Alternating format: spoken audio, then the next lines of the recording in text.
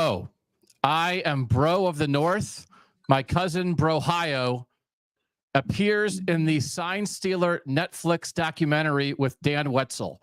Dan, I know you are here to talk with Doug Lesmerises about the Connor Stalions documentary, but I just wanted to get a warning to you.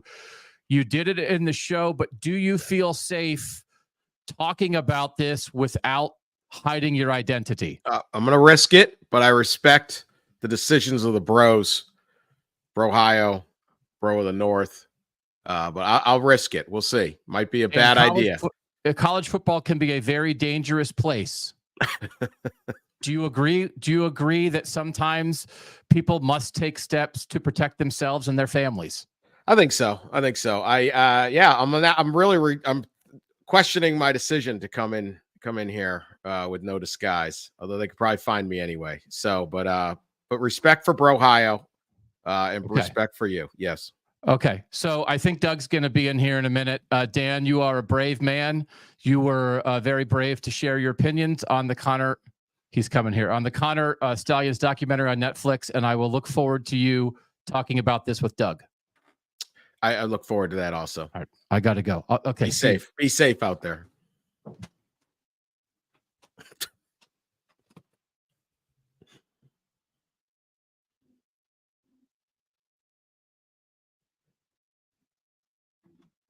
It's like the reverse Superman.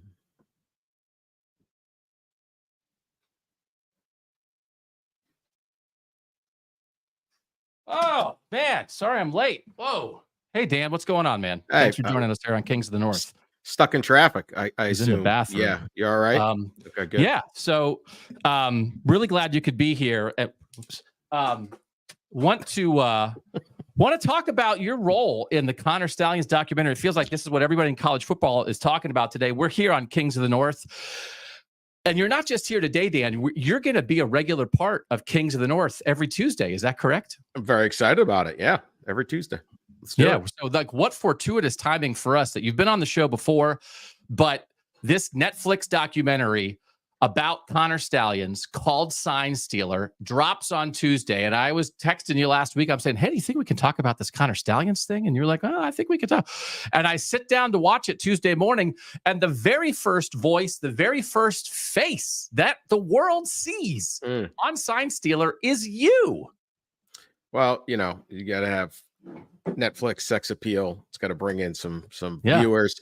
And I couldn't say I had to sign some I signed something that had like a non-disclosure. So I was like, I'm not violating that thing. But yes, I was in it. I mean, I didn't. I sat there like others. Those interviews, you've done these types of shows. You sit for like 4 hours. Yeah. They ask questions, and then like 5 of your answers get put in there. So it's always a little nerve-wracking because you never know what exactly did you say in a 4-hour conversation that's going to be cut into a 6-second soundbite. That the considerable audience of Netflix will watch. But I don't know. People don't seem too mad at me right now. So we'll see how it goes. Just from your standpoint, we're going to get into the whole documentary about an hour, 20 minutes, hour, 30 minutes. Were you fairly represented in the show? What they did use of you, how they used you, were your opinions about the Connor Stalions Michigan situation fairly represented? I think so. I have to rewatch it and see if there's been a final thing, but I would think so. I mean, it doesn't involve me. I'm just the reporter on it, right? So, I mean, it's an interesting story, and I think it's really the whole story is like what you bring to the table with it.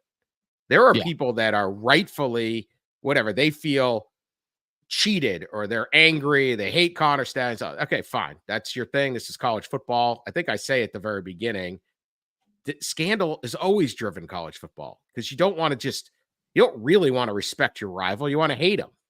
You never really lose to your rival. They cheated. They did this. They did that. It's not fair. That drives college football. And I've covered a lot of scandals in college football, plenty of them far, far worse and far, far more serious than this one.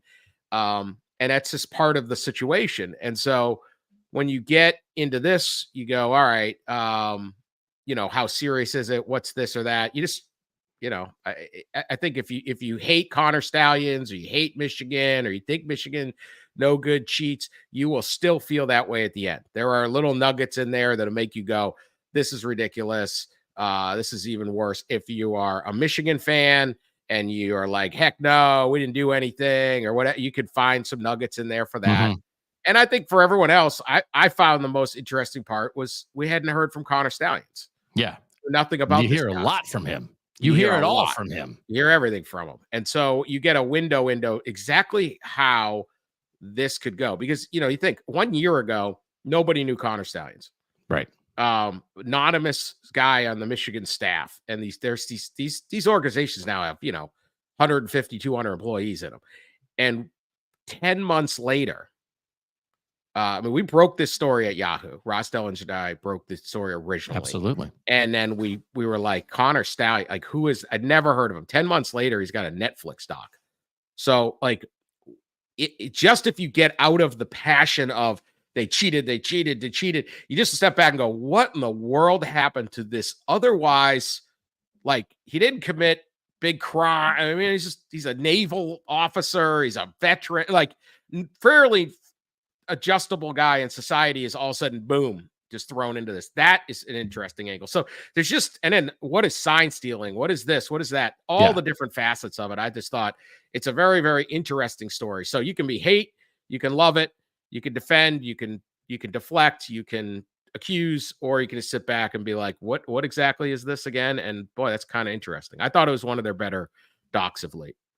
So it really is about 2/3 character study on this person, how he came to be. There are home movies of him dressing up as Bo Schembechler when he's 7 years old. There are home movies of he must be, he's not, I'm not even sure he's in kindergarten, and he's crying as Michigan wins the 1997 national championship because he's so happy. So you really get a foundation of who this guy is, how he thinks, how much he loves Michigan, and how he came to be on the staff. What did you, that character, and then like a third of it is, what did he do? Did he do the things he's accused of? What else happens around sign stealing? About a third of it is like sort of the nitty gritty of sign stealing in college football. The character study is sort of what you were talking about, like that kind of person in college football. I don't think that type of personality is unusual in college football. I think maybe it's unusual that person becomes employed by a college football team, because otherwise a guy like this just seems like the most diehard fan you would ever want to find. And it just so happened that he got himself a job with Michigan. Yeah, this was the part that I found really interesting, aside from all the others. Matt, obviously, over the top Michigan fan, right? I mean, he's reciting the team speech and all the things. But think about this. Let's say you're a Michigan fan and you're growing up in Michigan and you are smart. Okay. You say, where do you want to go to school? Michigan. I want to go to Michigan. This is my favorite team, my favorite school. I care. I have been dressing up as Bo Schembechler since I was 8. He must be a straight A, 4.4 student, right? It's incredible academics. I'm going to go to Michigan. I'm either going to sit in the stands and root for the team and get my degree, or maybe I'm going to volunteer and be a manager on the team or something. As a student, I'm going to work for the athletic department. I am just all in on Michigan. That is a fairly common thing that people would do. Also, I want to be the Michigan football coach one day. Okay, where would you go to school if you want to be the Michigan football coach? Michigan. This guy sits there and says, I'm going to be the Michigan football coach, but to be the best Michigan football coach I can be, he studies the great coaches of all time. This is Bear Bryant, Woody Hayes, Mike Krzyzewski, Greg Popovich, all these guys, and says they all served in the military. I mean, Bear Bryant, I think, got drafted. Like, it's like this is a whole different world. He's like, he fought the Pacific Theater, I think, right? Yeah. He enrolls in the Naval Academy. So you have to be incredibly smart and dedicated. You don't just get into the Naval Academy. It's like a 3-year process. He goes to the Naval Academy. I think West Point, Naval Academy, Air Force, these are the hardest schools in the entire country. Not only is it unbelievably rigid academically, demanding, you've got to do all the other stuff. this is not what but he's sitting there thinking 35 years from now, when I am the head coach at Michigan, I will be a better head coach at Michigan because at 17, I said, I don't want to go to Ann Arbor and be getting the Ross School of Business, make a ton of money and volunteer for the football team and go to frat parties. I'm going to do this. That long game is incredible. Like, that's dedication. He's not, I'm going to start a blog. I'm going to trash talk on rival fan boards. Like, what? You joined the military just so you might be a better football coach for Michigan one day? That is some wild dedication. And he does it and becomes a Marine captain. Yeah. And it worked. It worked. He was on his way. He was on his way. He was on his way. But just think about that.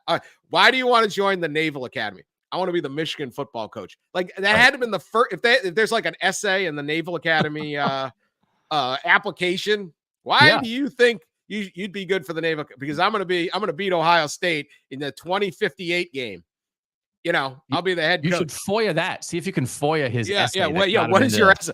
Like, I'm going to build a 600-page manifesto. Like, this guy is dedicated in ways that is breathtaking.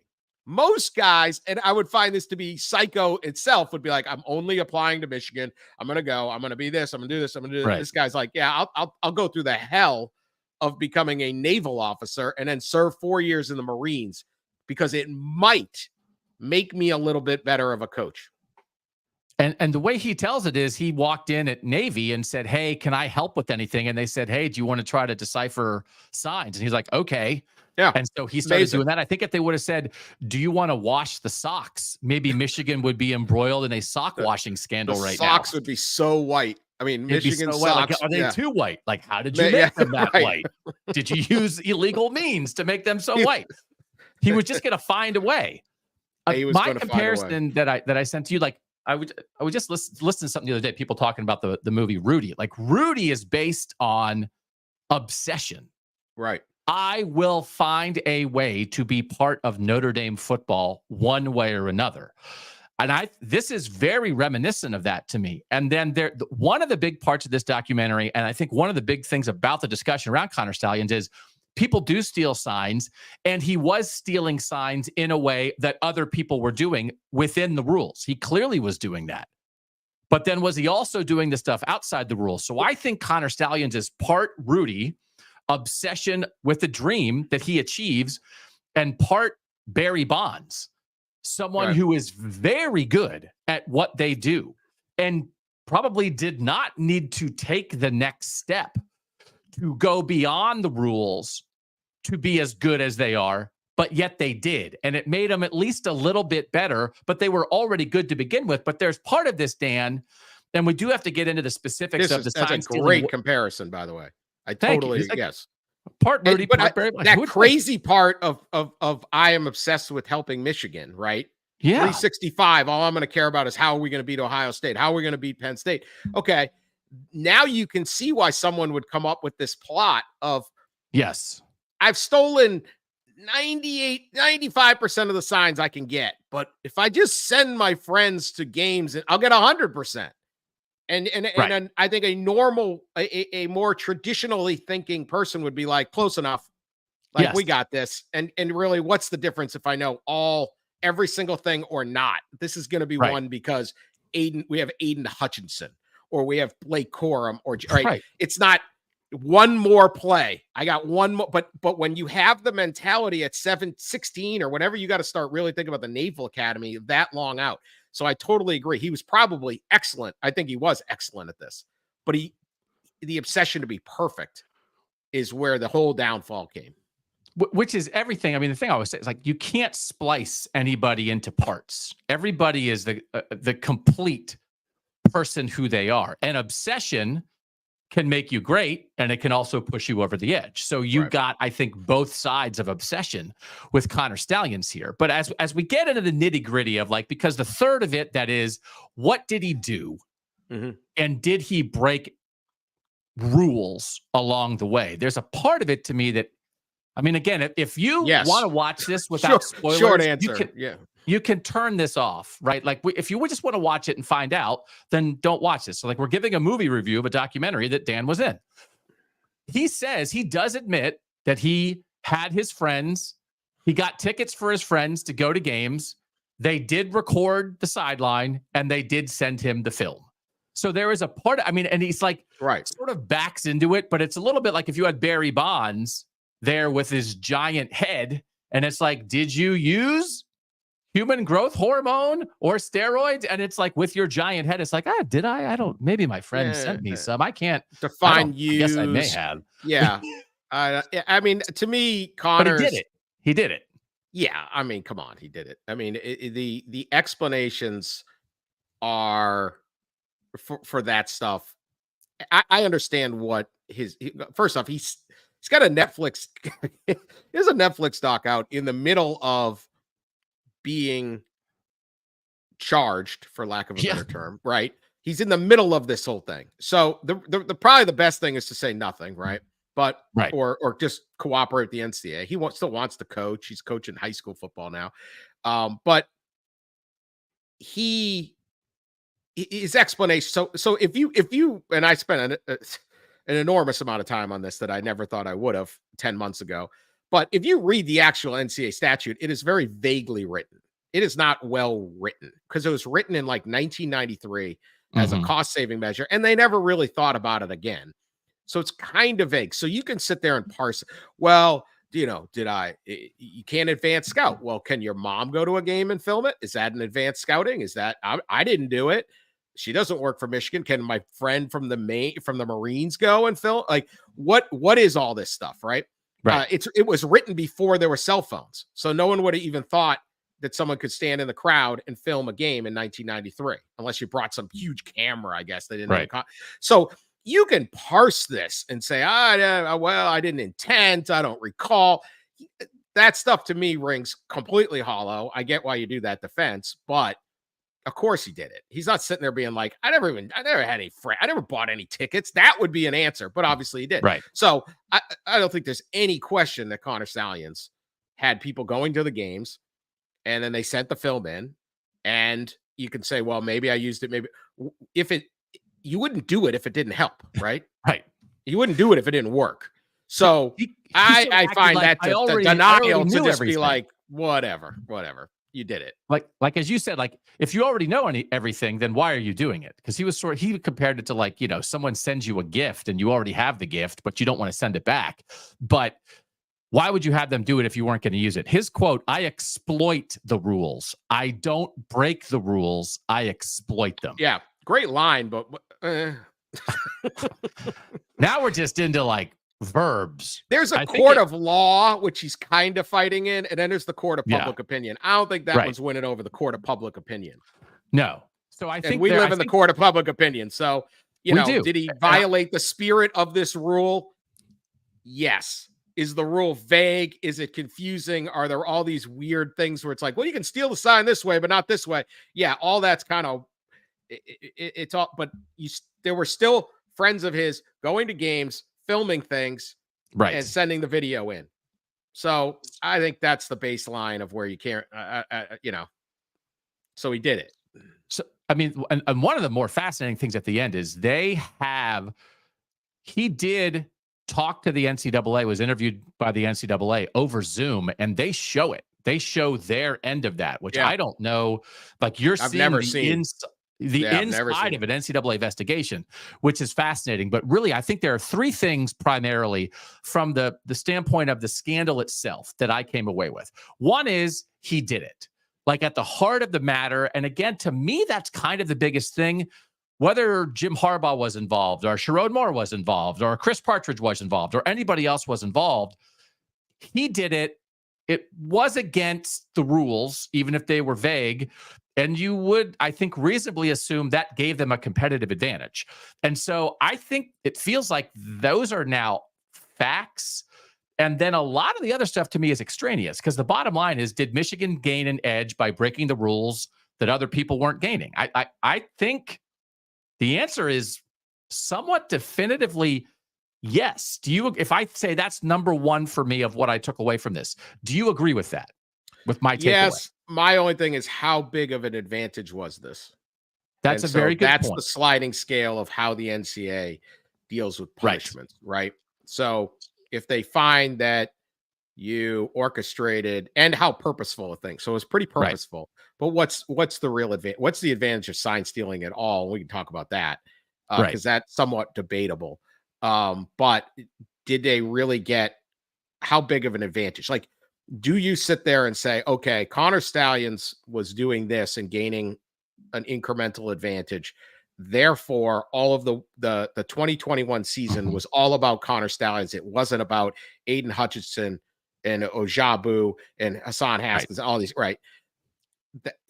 Right. Will the punishment? That's when you kind of get to the, does the punishment fit the crime? Because I would say, I think Aiden Hutchinson had a bigger impact on the season than Connor Stalions. Absolutely. But what's the value of that? But yes, I don't think there's I think, again, you wouldn't do it if it didn't help. Didn't help you. But so how big does it help? What's the amount of help? And I've gotten pushback from people on, I just don't think, for anybody who is sort of anti-Michigan in this, I am just advising people, don't hang it on what their punishment is going to be. I think the court of public opinion actually matters more. And 30 years from now, and this is mentioned in the doc, will people think of this Michigan title and think, well, they cheated? I think yes. Now, we'll talk about how much it mattered, but I think anybody who is not a Michigan fan will say that and has pretty good ground to stand on. So, and I think it'll hang over them whether they officially, absolutely. You'll have to defend forever. Michigan fans going to have to defend this forever. But also Aiden Hutchinson, Blake Corum, they changed all those assistant coaches and got much better coaching. They were a great team also, but Connor Stalions, I think, is in the first sentence about the 2023 Michigan season. The second thing, and I thought they really used a quote from you about this point near the end of the documentary, the idea that we know everybody steals signs. Most of what we heard is that everybody steals signs, but they do it off TV tape. They do it off coaches' film. They don't do the in-person scouting.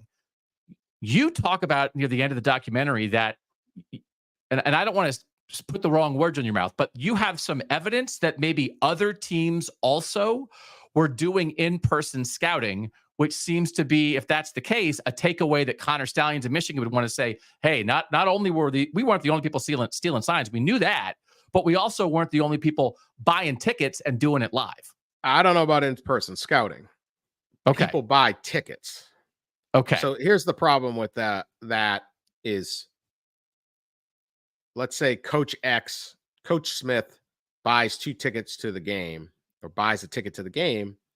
Is he doing it the way Connor Stalions was doing it? Okay. No one was doing, or is his brother-in-law over there and he wanted to go to the game? Right. So, okay. What I said is, if the NCAA wants, and you can talk around to college football coaches around, they'll say, hey, this school, we think they do this. We think this school does this. It's not just advanced scouting either. It's the use of this or that. There is college football coaches, they are paranoid and gossip hounds. So they all think someone's cheating them. So there are all sorts of threads that could be pulled if the NCAA wanted to dedicate vast resources to trying to crack down on this. They don't. They're not going to. And it's over. We had the in-home communication. It's over. The only reason this became a story was because someone did their work for the NCAA. Right. Which is somebody else point. The third point. Which is the third point. Get to. But is there proof that someone was advanced scouting? No. Is there all sorts of stories out there? Is there, this occurred? Are there some things that would be, I don't even want to call red. I mean, potentially something to investigate. Yes, there is absolutely all that. And it isn't that hard. If you can call around the country and throw some public record requests out there and get a little this and that, you go, well, but to do that would require vast resources and the power of the NCAA. But you don't know that anyone's advanced scouting, but you sit there and say, now, was there anyone like Connor Stalions buying that many tickets? No. Okay. Not that I do think once you move past, it's like, so you start with, did you do it? Even if they were, it doesn't excuse Michigan. Well, but that's the thing. There's a lot of murders out there. It doesn't mean that, the other guys are doing murder. Like, there's other crimes. That's what people do. We're in a I understand, but that is nothing to do universe. with this. What about, everyone's doing it. I wouldn't say everyone's doing it. I would say everyone is stealing signs. Right. But, and Michigan wasn't. That was, Michigan they were behind. Oh my God. The defensive, they got too far ahead. Right. There's if you ask around at Michigan, they sit there and point to those 2 games against Ohio State when every time they got in one defense, it was a crossing pattern and Ohio State scored, 62 points on them. It was like, maybe we're letting them know, Now, that doesn't mean Ohio State did anything wrong because you're allowed to steal the signs. But Harbaugh was just walking right into it and getting hit in the face with a board every time. And so all of a sudden that switches and boy, they start winning a lot of games. Did they do it illegally? Once you have, what's the you start off with, did you do it or not? And if you start off by saying, I didn't do it, okay, I think we've moved to, yes, they did it. Then number 2 is, well, everybody else did it too. And you are making the point that just because maybe other schools bought tickets doesn't mean people were doing exactly what Connor Stalions and Michigan were doing. And then the third point is when you get caught with something, I didn't do it. Okay, I did it. Everybody else is doing it. How did you find out that I did it? And now you flip it to that conversation. And in this documentary, Connor Stalions' lawyer to the NCAA in that interview, not just out to the world, says, we believe Connor Stalions was hacked. That is how this information got out. And we believe Ohio State or someone associated with Ohio State was involved in that hack. That's what we think the NCAA should be investigating. That is kind of a thing that was in the rumor mill. For his lawyer to the NCAA to say that to me was the third takeaway from this. And it's the third line of defense. How did you find out about this? We think our rival did something.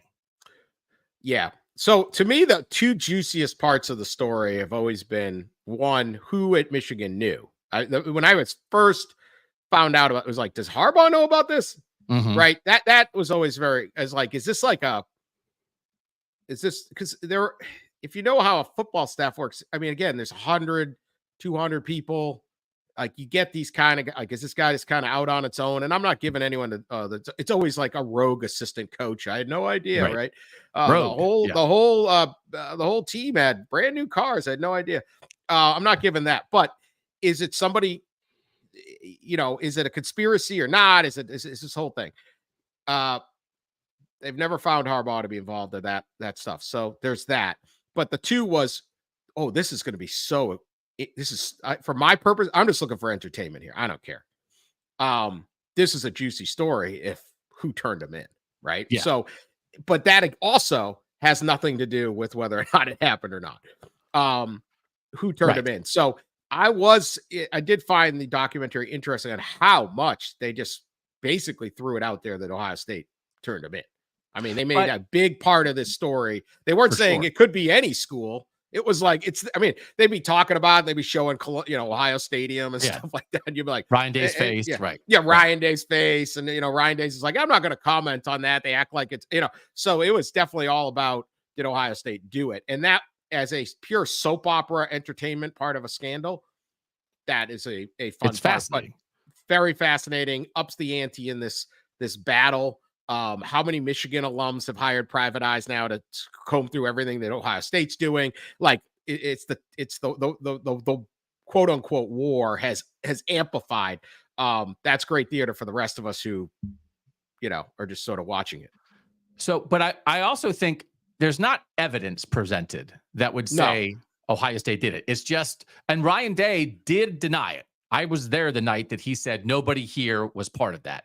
And so they really, the lawyer says it, but that's what lawyers are paid to do, right? I mean, you throw things out there, you muddy the waters, you defend your client in any way possible. So you understand why his lawyer would say that. And the documentary, again, sort of points a finger at Ohio State, but they don't have a smoking gun. They don't have a piece of evidence to say Ohio State did turn them in. Because the thing that is interesting is like, well, if they just found something out and they turned you in, people get turned in all the time. But they're alleging that maybe a law was broken by hacking in to Connor Stalions' email or his computer somehow.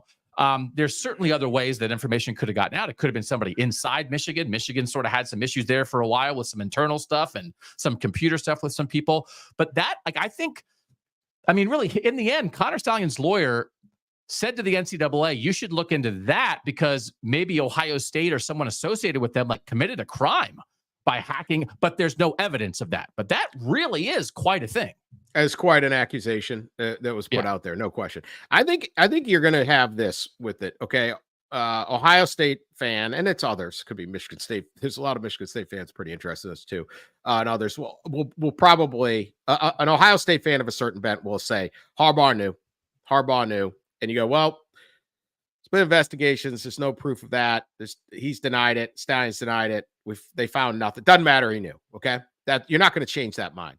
And you're going to have Michigan fan who's going to say, Ohio State turned us in. It was Ryan Day. Ryan Day hired him, his brother, whatever. You go, well, that investigation, we have no proof of that. He denies it. Like, you don't really have, doesn't matter. They're going to believe Ryan Day. Like, that's just the nature of this. So whether or not and you can't prove a negative, right?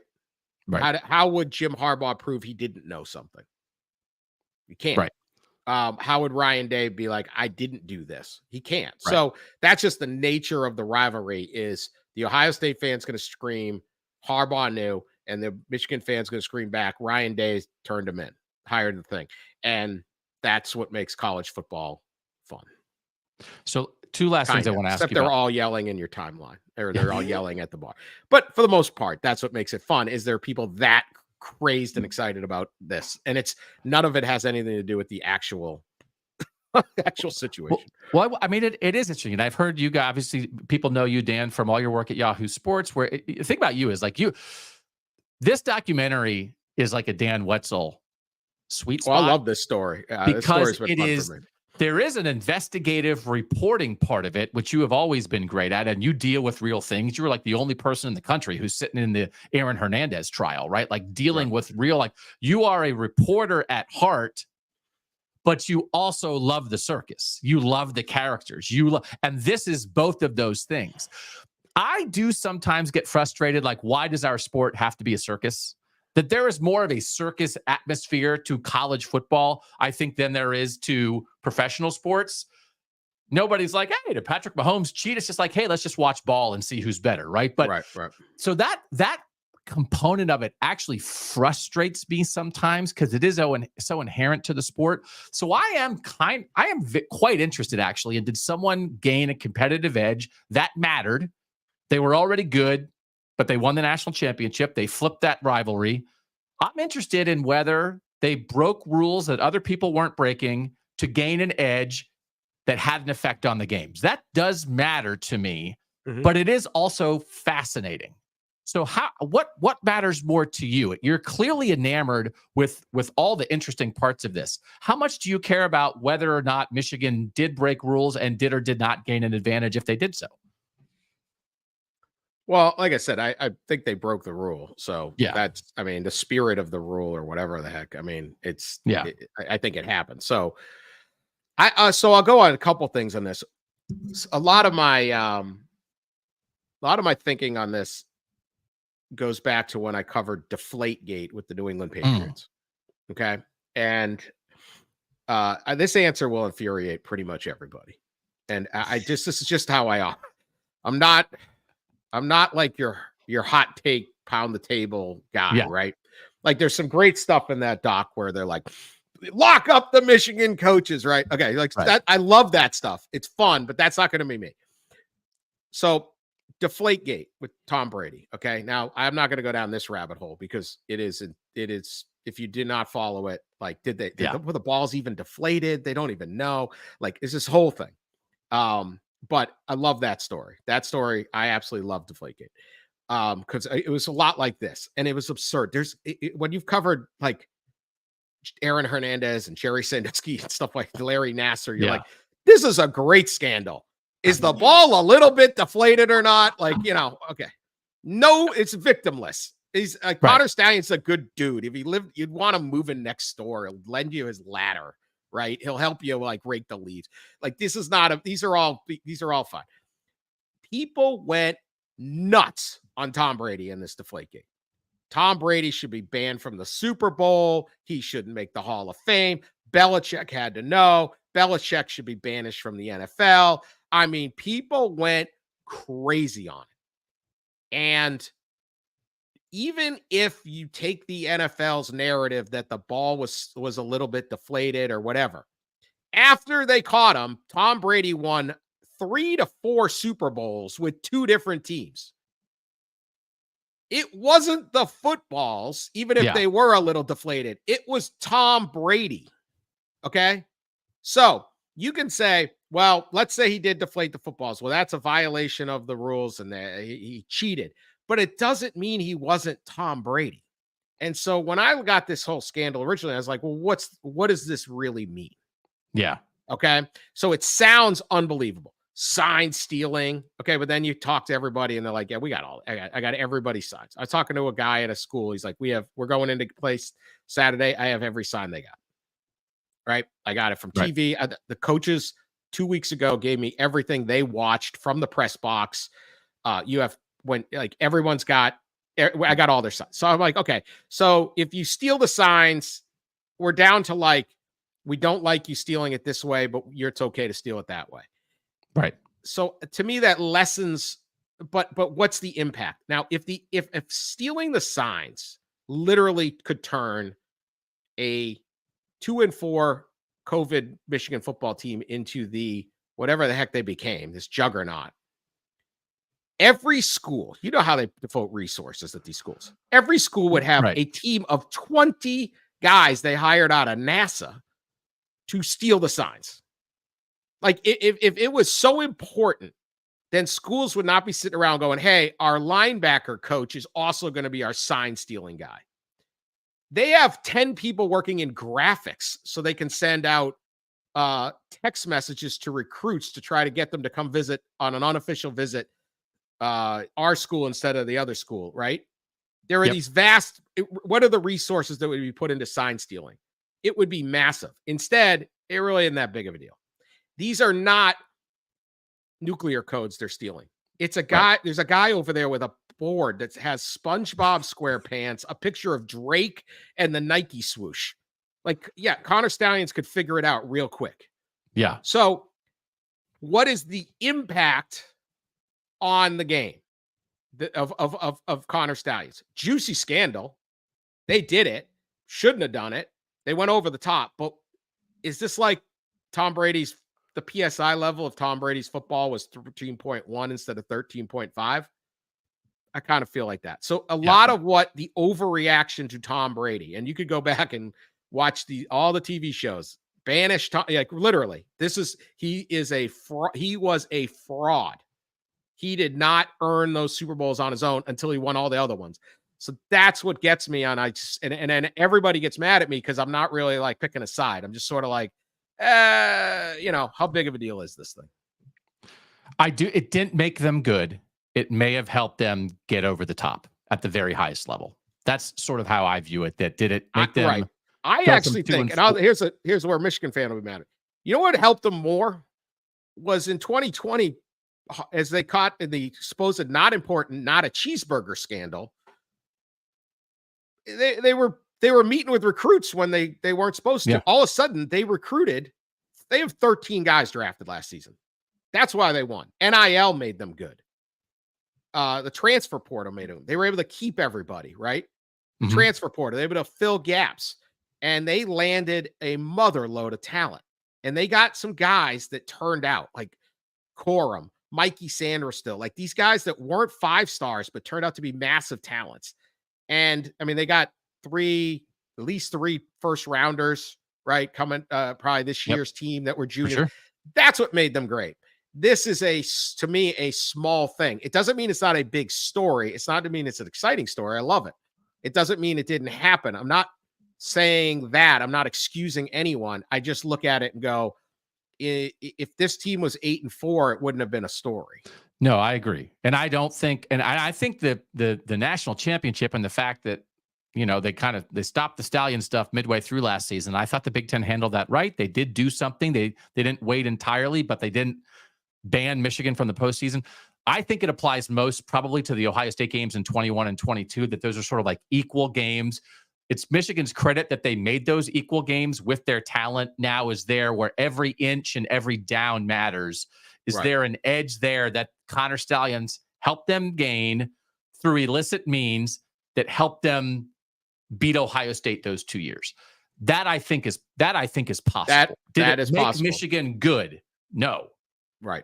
But did it get them to that level? And those games again are, it's one play here, one play there. Yep. I watched the Michigan Ohio State game the other night. It was on FS1 on I think Sunday night. They were replaying it, and you look at, that touchdown by Roman Wilson. Did it get stripped or not? But that's football, right? It's just it's always going to come down to these. It's if that is a 4th down stop, that's football. So did that help or not? Could Jim Knowles have maybe not stacked the line and let Donovan Edwards? They gave a 5 long touchdowns in Ohio Stadium. There's a million things going on, but I just don't think the impact of the sign stealing is nearly what people think. And I think coaches went crazy. I think when you give coaches, I think the Big Ten also, to Michigan's players credit, like they were punished last year. Like they took away their head coach for 3 games, big games, and they won anyway. They weren't able to do all this stuff. But they played Michigan State 2 days after the scandal broke, 3 days after we first did the story. They beat Michigan State, ran every play, and they beat them 49-0. Right. And I remember watching that game being like, all right, whatever. Like this is, it's something, but it's not like if this game was 22-14, you'd be like, oh, all right. What's going on here? They just blitzed them it's just, I get nuance doesn't always work well in college football. I've covered the sport for a long time, but that's where I'm at. It's not. And so everyone gets mad, but I don't want to look back and be the one that was like, Tom Brady should be banned from football. And it's like, actually, he's fine. It wasn't that big of a deal. So the last thing before we let you go, how'd you break it? Can you tell us the secret? Yeah. Brohio. No, this guy with a mask. Interesting. So, and there's still an NCAA decision to be made. Michigan has 90 days to respond to the notice of allegations, so maybe it won't affect this season. But punishment's going to be very interesting. The final thing has not been written. There's an epilogue to this documentary that they'll probably add on later, because the NCAA and how it chooses to punish Michigan will certainly have some effect on how people view this. I don't think it will be the full effect.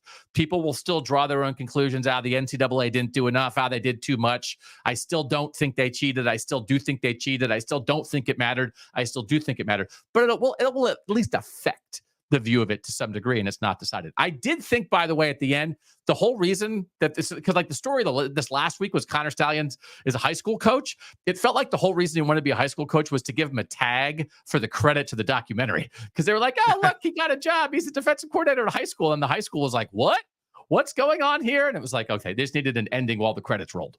Well, it did. It was a good capper for Netflix, but that guy wants to coach football. I do know that much. It's true. Like he is, he's also, this is where people go crazy. Like he's a volunteer assistant coach at a city high school in Detroit. And it's like, people kind of got outraged by that. Like if you want to be a volunteer assistant coach at a high school in Detroit, come on down. I'm pretty sure most of them, like, especially if you're not Cass Tech or King or whatever, they're looking for help. So you gotta show up. It's not like I think that's a good role for him. He can, he was over rambunctious, overreaching, over whatever. But he's not like an evil guy. I've covered a lot of evil guys. This ain't it. He's a guy who just was, remember when the guy poisoned Harvey Updike, poisoned the trees down at Auburn, and he just said, I got too much Bama in me. Yeah. Like that was his excuse. Like, what the hell were you doing? Right. You don't poison these treasured trees.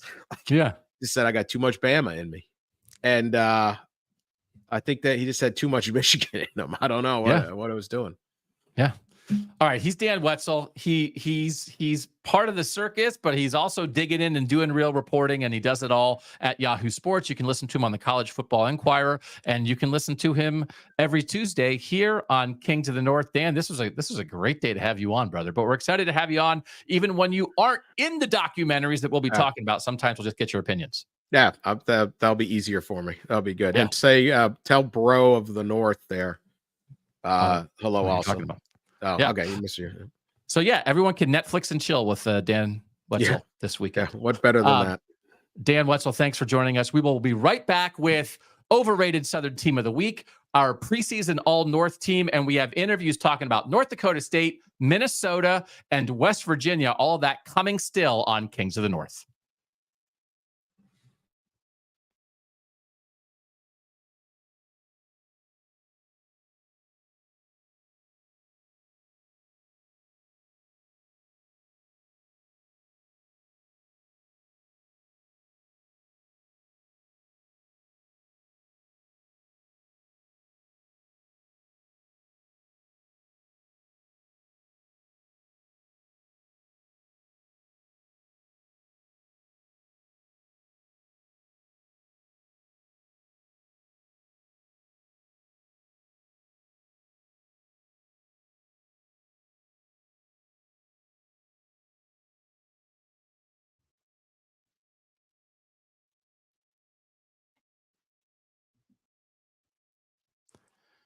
Welcome back to Kings of the North. Doug Maurice back solo. Thanks so much to Dan Wetzel for that. I was like, man, we're having Dan on. And then I sat down to watch the documentary, and it was his face and his voice. And I was like, this is a great opportunity to have Dan Wetzel on the show. But we're really excited about that. He's just one of the smartest people around college football. And he's like, when stuff happens, he's in the midst of it. So we said he's going to be a regular part of this Tuesday show as we break down kind of big picture things in college football. And another thing that's going to be part of the Tuesday show is my overrated Southern Team of the week. Now, normally this will be related to a team's performance in a game and a way it was viewed by everybody. It might be related to their placement in polls or just how people are talking about them. And so I am not doing Florida State this week, even though they lost in week 0 as the number 10 team in the country. And everybody thought they were a top 10 team, even though all the good players were gone. But my overrated Southern Team of the week is no surprise, Georgia. Now, unfortunately, somebody took my Georgia hat. Normally I would put on my dog mentality hat for a discussion like this. Here's my thing. There have been times over the last 2 years, I think last season and coming into this season, where it feels like there might be some people who think they would take Georgia against the field. That they think if you're picking a national champion, it's like, well, there's maybe a 50% chance it's Georgia and a 50% chance it's the other 132 teams. And I just think for as good as Georgia is, and I am going to go out of business trying to pretend that Georgia's not good. Like if that's my plan, Georgia's not that good. That's wrong. But I do think they aren't quite as good as everybody talks about them. And by everybody, I mean a lot of people in the South, but a lot of people nationally. Right now, they are getting 46 out of 62 preseason votes in the AP, and they're getting 46 out of 55 preseason votes in the coaches poll. I just don't think it's that obvious and overwhelming. They are a plus 300 favorite to win the national championship. Ohio State's next at plus 380. It's not like they're a coin flip to win the national championship. It's not like they are an overwhelming favorite on the betting lines. And I think they don't have quite as many dominating performances also as people think. They're 7-2 against teams that finished in the top 10 at the end of the college football playoff rankings. And what happens during the year is lots of SEC teams get overrated in the midst of the year because people don't know who to put 15th on their ballot. And they're just like, I'll put the 6th best team in the SEC and figure they're the 15th best team in the country. Top 10 teams that finish in the top 10. So this is not who we think you are in the moment. It's who we know you are at the end of the year in the final playoff rankings before the postseason. Georgia's 7-2, which is really good. Obviously, that's still really good. But they lost to Bama in 2021 in the SEC title game, which I think with that awesome dominant defense, like I don't think we can just like brush that off entirely. That was an upset. They came back and beat Bama when Bama, again, was number 1 in the national championship game that year, but they did it because Alabama was already down John Mechie at receiver, and then Jamison Williams got hurt in the second quarter of that game and tore his ACL, and Bryce Young had no receivers. Okay, so just like I'm not sure they were better than Bama in 2021 with when Georgia had one of the greatest defenses of all time. But they won the game that mattered more. They won the national championship game after losing the SEC championship game. But again, it wasn't full Bama. They beat number 2 Michigan in 2021. That was Michigan on its way up. Now, you don't make excuses. Oh, wasn't that? I mean, Michigan won the Big Ten. Michigan beat Ohio State. But that was Michigan on the way up. And maybe a Michigan team that didn't scout Georgia as much as it had scouted previous opponents. I mean, who can say? So we're not dismissing a win against the number 2 team, but that was not like full-throated. That was not the best of Michigan, right? They beat number 6 Tennessee in 2022. That's a good win at home. I'm just going to call that a good win. They beat number 4 Ohio State in the semifinal in 2022 by a point. Ohio State and Georgia, that's a coin flip game. Ohio State did have some injuries. Ohio State missed a field goal at the end. Georgia also made some great plays. Kirby Smart coached a great game, but they didn't dominate Ohio State. Then they dominated number 3 TCU in the national title game. They end up facing an overmatched team in the national title game, an overmatched team that managed to beat Michigan in a semifinal. So again, you can only play who you can play, but it's not like they were facing an all-timer there. They beat number 9 Missouri during the regular season last year. I actually think that was just a pretty good win. Then they lose to number 4 Alabama in the SEC championship game again last year. And then they beat Florida State in a bowl game when Florida State didn't really try. So some of this stuff, they opened 2021 by beating Clemson just as Clemson was on the way down. They opened 2022 by beating Oregon in Dan Lanning's first game just as Oregon's on the way up. They beat the version of Michigan that was Michigan on its way up, and they were 1-2 against Bama when it mattered. And the game they won, Bama had no receivers, and they were a coin flip with Ohio State. I'm not saying they're not good. What I am saying is Georgia is not better than everyone else. And an assumption that Georgia is just absolutely talent coaching a cut above. 2 national championships in the past 3 years, that is a cut above. But as we look right now at this season, and as we think about Georgia as a program now, not history, but now, I think they're not as good as you think if you think you separate them from the pack. That's all. If you believe Georgia is different than everybody else, I think that's wrong. I think they're obviously in the top tier. They're at the top of the top tier, but they're in a tier. And I think Texas is in that tier with them. Bama's been in that tier with them. Clearly, it depends what you think about Bama now. And I think this year, Ohio State and Oregon are in that tier with them. That's all. So what gets my hackles up is when people act like, well, Georgia. I mean, it's got to be Georgia. It's like, what is that based on? I think it's based on a perception that I would tell you when you try to get inside the results a little bit is wrong. Okay. That's my overrated Southern team of the week. Next week, we'll be here on Tuesday. I'll have my overrated Southern team of the week. That will be more based on like what happened on the field and like, okay, we thought this team was this. It'll probably be Ole Miss. I just might do Ole Miss every week. All right. I want to talk about Penn State, West Virginia, because I'm going there on Saturday. Oh, my pass is over there. I'm so excited. Thank you to West Virginia. Was initially denied a credential because I think, we get it. People are like kings of the what? But made my case and they gave me a credential. So I will be there. We will have a post-game show on Saturday. I'll be back in this studio unless I get stuck in traffic or my car breaks down. Be back in this studio at 11 p.m. on Saturday night talking about what I saw at Penn State, West Virginia. And then Bill Landis and I will talk about all the games that are going on. So that is going to be fun. And we are going to get out on the road a little bit.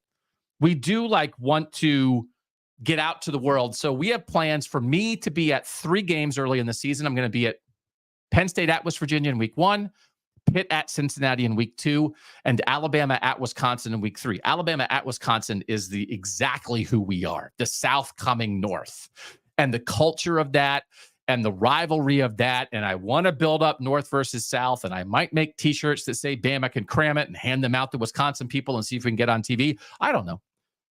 But we're going to be out in the world, and I'm excited that we have this Penn State, West Virginia game to talk about first and to go to first. But I think we found someone who might be even more excited than me. We do want to have people on. We want to have experts on to talk about our teams. And so we have Jeremy Phoenix, who is the co-host of the Raspy Voice Kids podcast with his brother. And he joined us here on Kings of the North to talk about what it's going to be like in Morgantown on Saturday at noon. Joined now by Jeremy Phoenix, of the Raspy Voice Kids podcast, but you can call him JN Fiend, right? JN. Oh, look at that. Raspy Voice Kids. Man, you got better merch than us. No. That looks sharp, man. Raspy Voice. Yeah, boy. We in the building. We in the booth. JN Fiend, we were talking like before the show. You're like, my mic might be hot. I might have too much energy. I said, no such thing as too much energy on this show. So bring it, especially as it relates, where am I pointing? To the Mountaineers, who we have been in on for months. But I want to have you on because you know and love West Virginia. How good are you feeling about the potential of this West Virginia football team this season? It's so funny. If you ask me about that, I think every year, because of our history, you could have ups and downs. For me, I'm always reserved. But buddy, you're asking me on game week. This is game week. We've waited all year for this, and we're back. We are back. And now that it's game week, the closer and closer I get, the more I start sipping that Kool-Aid and it tastes sweeter and sweeter. We're returning 92% of our offense, 75% of our defense. We're looking at Garrett Green, who only had 5 turnovers all of last year. We went up there and played them in Happy Valley. Now, granted, we took the L. It was closer with the last, the final score said, because they punched it in to cover the spread, and we'll get back to that. But my point is this. You're coming to Morgantown. You're coming to Motown. The energy is there. The fierceness is there. And here, I understand you've been to the Horseshoe. I understand you've been to the Big House, which is overrated. But you've been to the Big House. But have you ever come in as a favorite to one of those places? No, because don't nobody respect Penn State in Michigan or Ohio. So when you come into West Virginia, now you're the favorite. Let's see how you really feel and how you can really do and how you hold yourself and how you can bounce back from this energy that this stadium is going to give you. Because I promise you, I've been all over the country. I've been to Alabama, LSU. I've been to Notre Dame, USC. I've been to Penn State, Ohio State, in Happy Valley. I've been to Michigan, Ohio State, in the Horseshoe. And when I tell you that West Virginia ranks up there amongst the highest, I'm telling you, we get live and we get loud. So I really want to see how they handle this as being the favorite on the road in Morgantown. I don't want to go too far with this, but let's do it. Yeah. And you tell me when I'm wrong. Is this possibly the biggest game in Morgantown since the 07 backyard brawl, or is that going too far? First of all, we don't mention 07. I mean, that's a terrible way to start. I'm about to start over again. Great year. Tough game. For people who don't know, West Virginia was number 2 in the country going to the backyard brawl at the end of the season. They win that game. They're playing for the national title, and they didn't win with Rich Rod last game. Sorry. I honestly don't have any clue what you're talking about. I really don't. I don't recollect. I think he's making up stuff. But anyway, this is a huge game. This is a big game. And I think I can fairly say this is the biggest game of the Neil Brown era. Okay. We'll go with that. The biggest game of the Neil Brown era. You come in, you have a lot of returning starters. You have what you want. There's no excuses. You're in your, 5th or 6th year here at WVU. This team comes in. You have your offensive line. You have your starting quarterback. This is the biggest game of the Neil Brown era, and I'm ready for it. And I think his boys are ready to play, because one thing you can say about West Virginia under Neil Brown, maybe we haven't lived up to expectations. I know last year we had a good season. Let's see if it was an anomaly or if it's the real thing. This year, you have everything that you wanted. You have everything in place. This is your time to show, hey, look, the climb is real. And people are jumping on the bandwagon. And believe, if we win this game, come on, baby. Keep jumping on it. I'm telling people, get on now. Because I think West Virginia has a chance to be the number 1 story coming out of the first weekend. I know we have Miami versus Florida. I know we have Clemson versus Georgia. I know we have some other big games. But I think in a wide open Big 12, we have a chance for West Virginia to announce itself. I think Penn State's going to be good this year. This is not a knock against Penn State. I think this is a really tough road trip with the team that is ready for this. But let's talk about Neil Brown. You brought up Neil Brown. Can you describe where the fan base is with Neil Brown right now compared to where they were a year ago when Neil Brown was on every hot seat list in the country? And I'm thinking maybe you guys were getting ready to move on. Oh yeah. No, look, I'm not gonna hate. I totally was let's get off this caboose. Let's get somebody else. Last year was a resurrection of sorts. He did enough to keep his job 9-4. I mean, we played good football, and the bigger than winning 9 games is I like the way we played.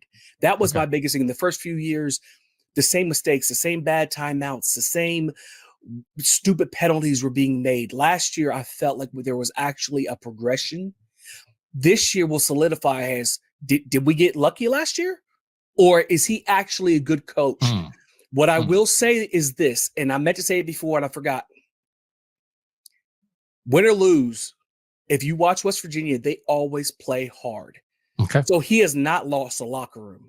And going 9-4, it makes me feel like they're believing even more. And then when you have a captain, a general like Garrett Green, who really is buying into the system, usually when your quarterback buys in like that, everybody buys in like that. So I'm really excited to see, hey, look, let's see what kind of steps forward we could take. I'm really excited to see that. Let's talk about Garrett Green. We've talked about him a lot on this show in terms of the ability to throw the ball down the field and be a threat in the run game. I think he's as good as any quarterback in the country. Look at the big time throw percentage for him last year.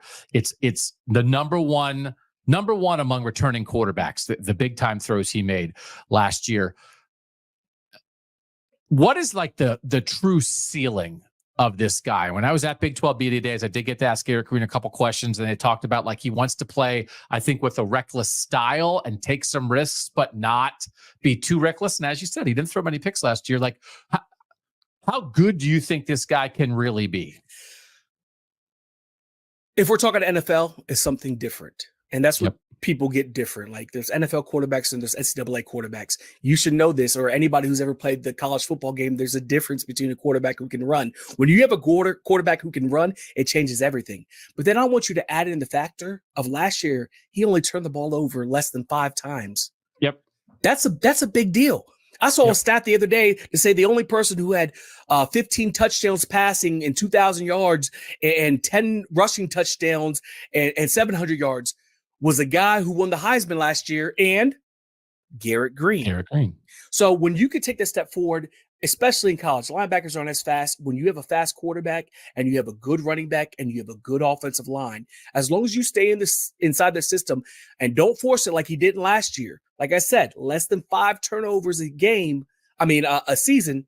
That's a big deal. Let's see if he can play within those parameters. Yep.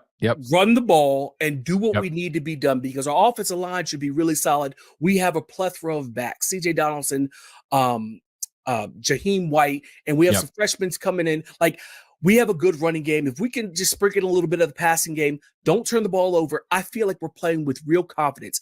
Do I think he can win the Heisman? No. People have lost their mind talking about him being a Heisman candidate. But do I love him as a gritty, blue-collar, mountaineer representative? Oh my goodness, I do. And if I played the college football game, I would recruit him so I could run with him at quarterback. That's all I'm saying. That's what I don't want to do. We don't want to like create unreasonable expectations around Garrett Green. So it's like, oh, I can't believe he didn't get to New York. That's not what we're here to do. We just think there is real upside there, and that he can be like a propulsive guy in what I think is a really tough, but also wide open Big 12 in a lot of ways. And part of the reason I think the Big 12 is open is because so many good teams have to come to Morgantown, including both of the Kansas teams. This is a great, I'm excited for West Virginia fans. I'm going to be there for this game on Saturday. It'll be my first time in Morgantown. For real? So I am jacked up for that. But I am fired up for West Virginia fans all season, starting with Penn State. And then you look at some of the other Big 12 contenders that have to come to Morgantown. You guys have a real chance to shape this race. Even if West Virginia doesn't win the Big 12, you have a chance to knock contenders out of the way, because it's not going to be easy to come into Morgantown and win. No, absolutely. But I'll be honest with you. I'm very not interested in consolation prizes or knocking people off or ruining people's seasons. That's for the team up north that resides with the Steelers. I'm not even say their names.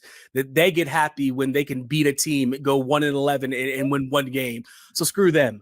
But us in Morgantown, we want to win. And we're just like every fan base. I don't care. I'll say like Malcolm X, by any means necessary. I want to win. Let's go, Neil Brown. See, one of the things, JN Fiend, is that we're trying to get the North to rally around. Like, we're the North, and like save save your anger for the South, but man, when you bring the heat like that on Pitt, like it's like, okay, I don't know. I saw the video you did up there in that cesspool, and I was a little disgusted. I was like, but can't we all be Northern friends? Can't we be Northern friends? There's too much. Everybody but Pittsburgh, okay? Because not even Pittsburgh cares about Pittsburgh. They care about the Steelers. They care about the Penguins.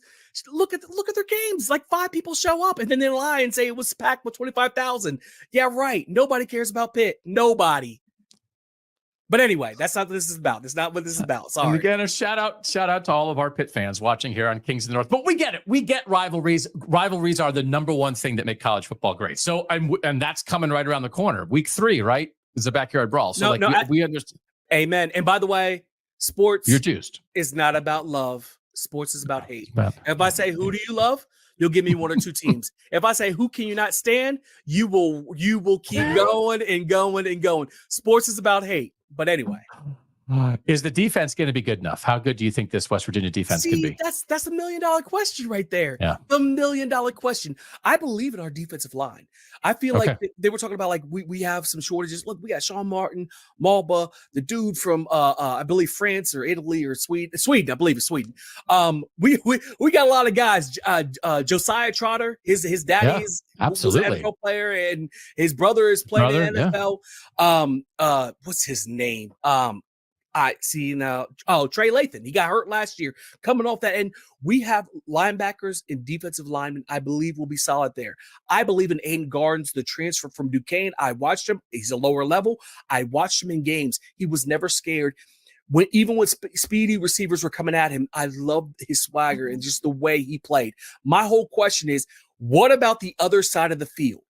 We got 2 transfers in from Northwestern. We got a bunch of transfers. Yeah. Can we cover the other side of the field? Our safeties are going to be fine with Burks and Wilson.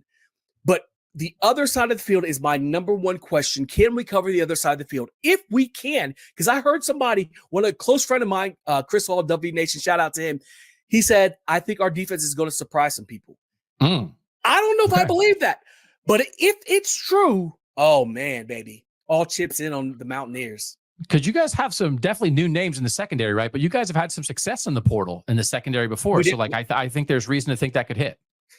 Yeah, we've had semi-success. We've got some players. I don't know how great they were, but this year, I feel a little bit more confident. Okay. But like I said, it's the second quarter spot. Aiden Garnes, I'm telling you, I feel like he's going to lock down one side of the field. It's the other side of the field. Okay. Can we play man, or do we have to rely on soft zone? Okay.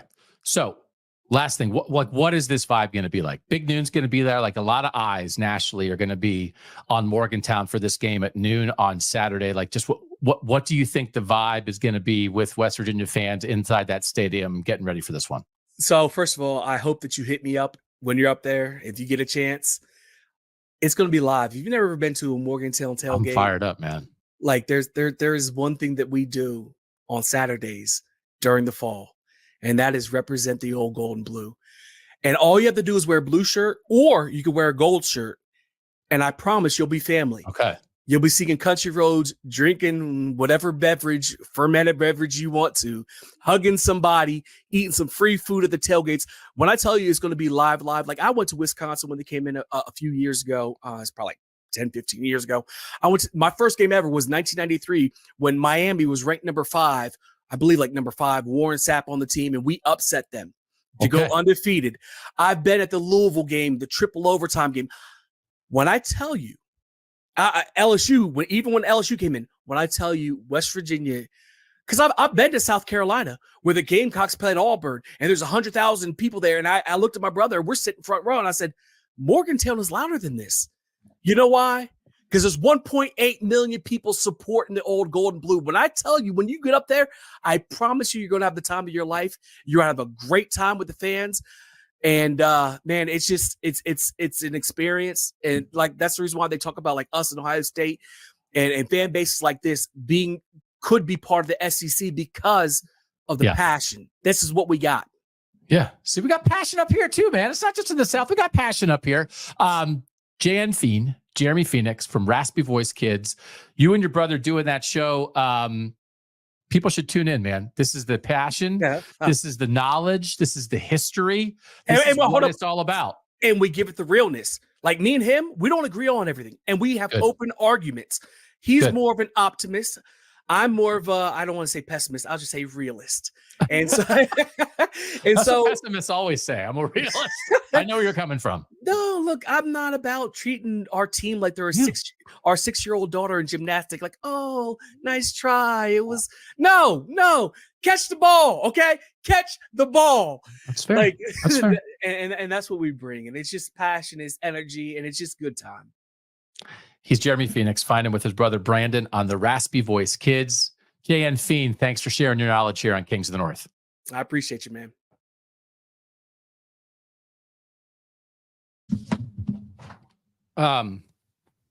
So thanks to Jeremy Phoenix for that. And we will be right back with the preseason All-North team from Bill Landis. That's coming up next on Kings of the North.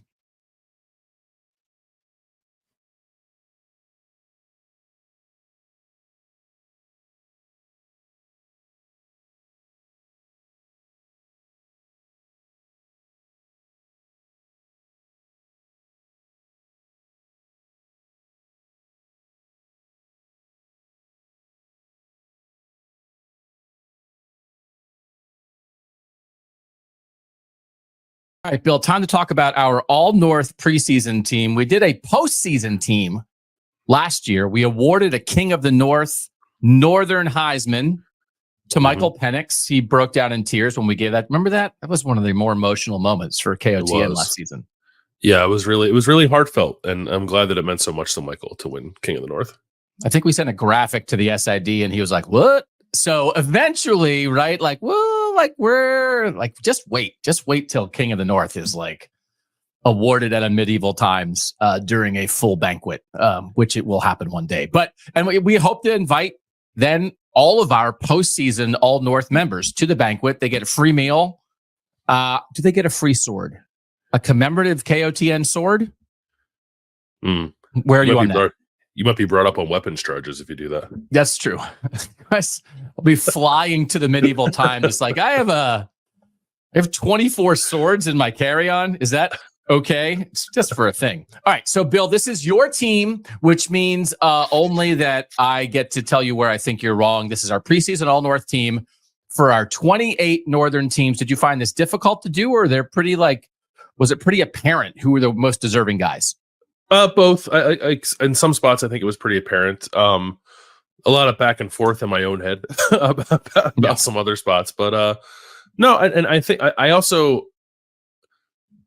try to like give a little bit of a nod to last year. It's not merely how I think things are going to end at the end of the year. Although like I think a lot of these guys are going to be in contention for it. But I guess what I'm saying is like, if I change the quarterback, or we like change the quarterback throughout the year, it's because there's a couple really good quarterbacks in the North, right? And I had to pick one here, so I could see a lot of fluidity with this because there were some positions that were pretty tough, and I think we'll update it a couple times, maybe kind of throughout the year before we give our final one at the end of the season. So this is the first pass, and a lot of it's based off of last year, but I did some projecting too to try to slot some of these guys in.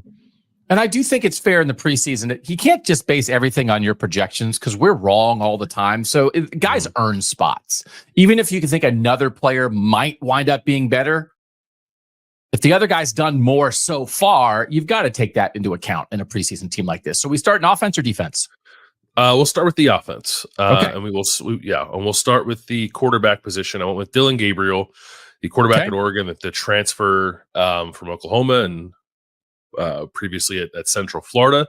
How do you want me to like go by position group and we can talk about them, or you want me to just let's talk about skill? Let's talk about the skill guys all in one group. Sure. So Dylan Gabriel is the quarterback. Also in the backfield, we have Devin Neal from Kansas, and I went with Quinshon Judkins from Ohio State. Probably some worthy discussion there. And then the receivers, I have Emeka Ibuka from Ohio State, Tej Johnson from Oregon, and Jaden Higgins from Iowa State. And I guess we'll toss the tight end in with the skill as well.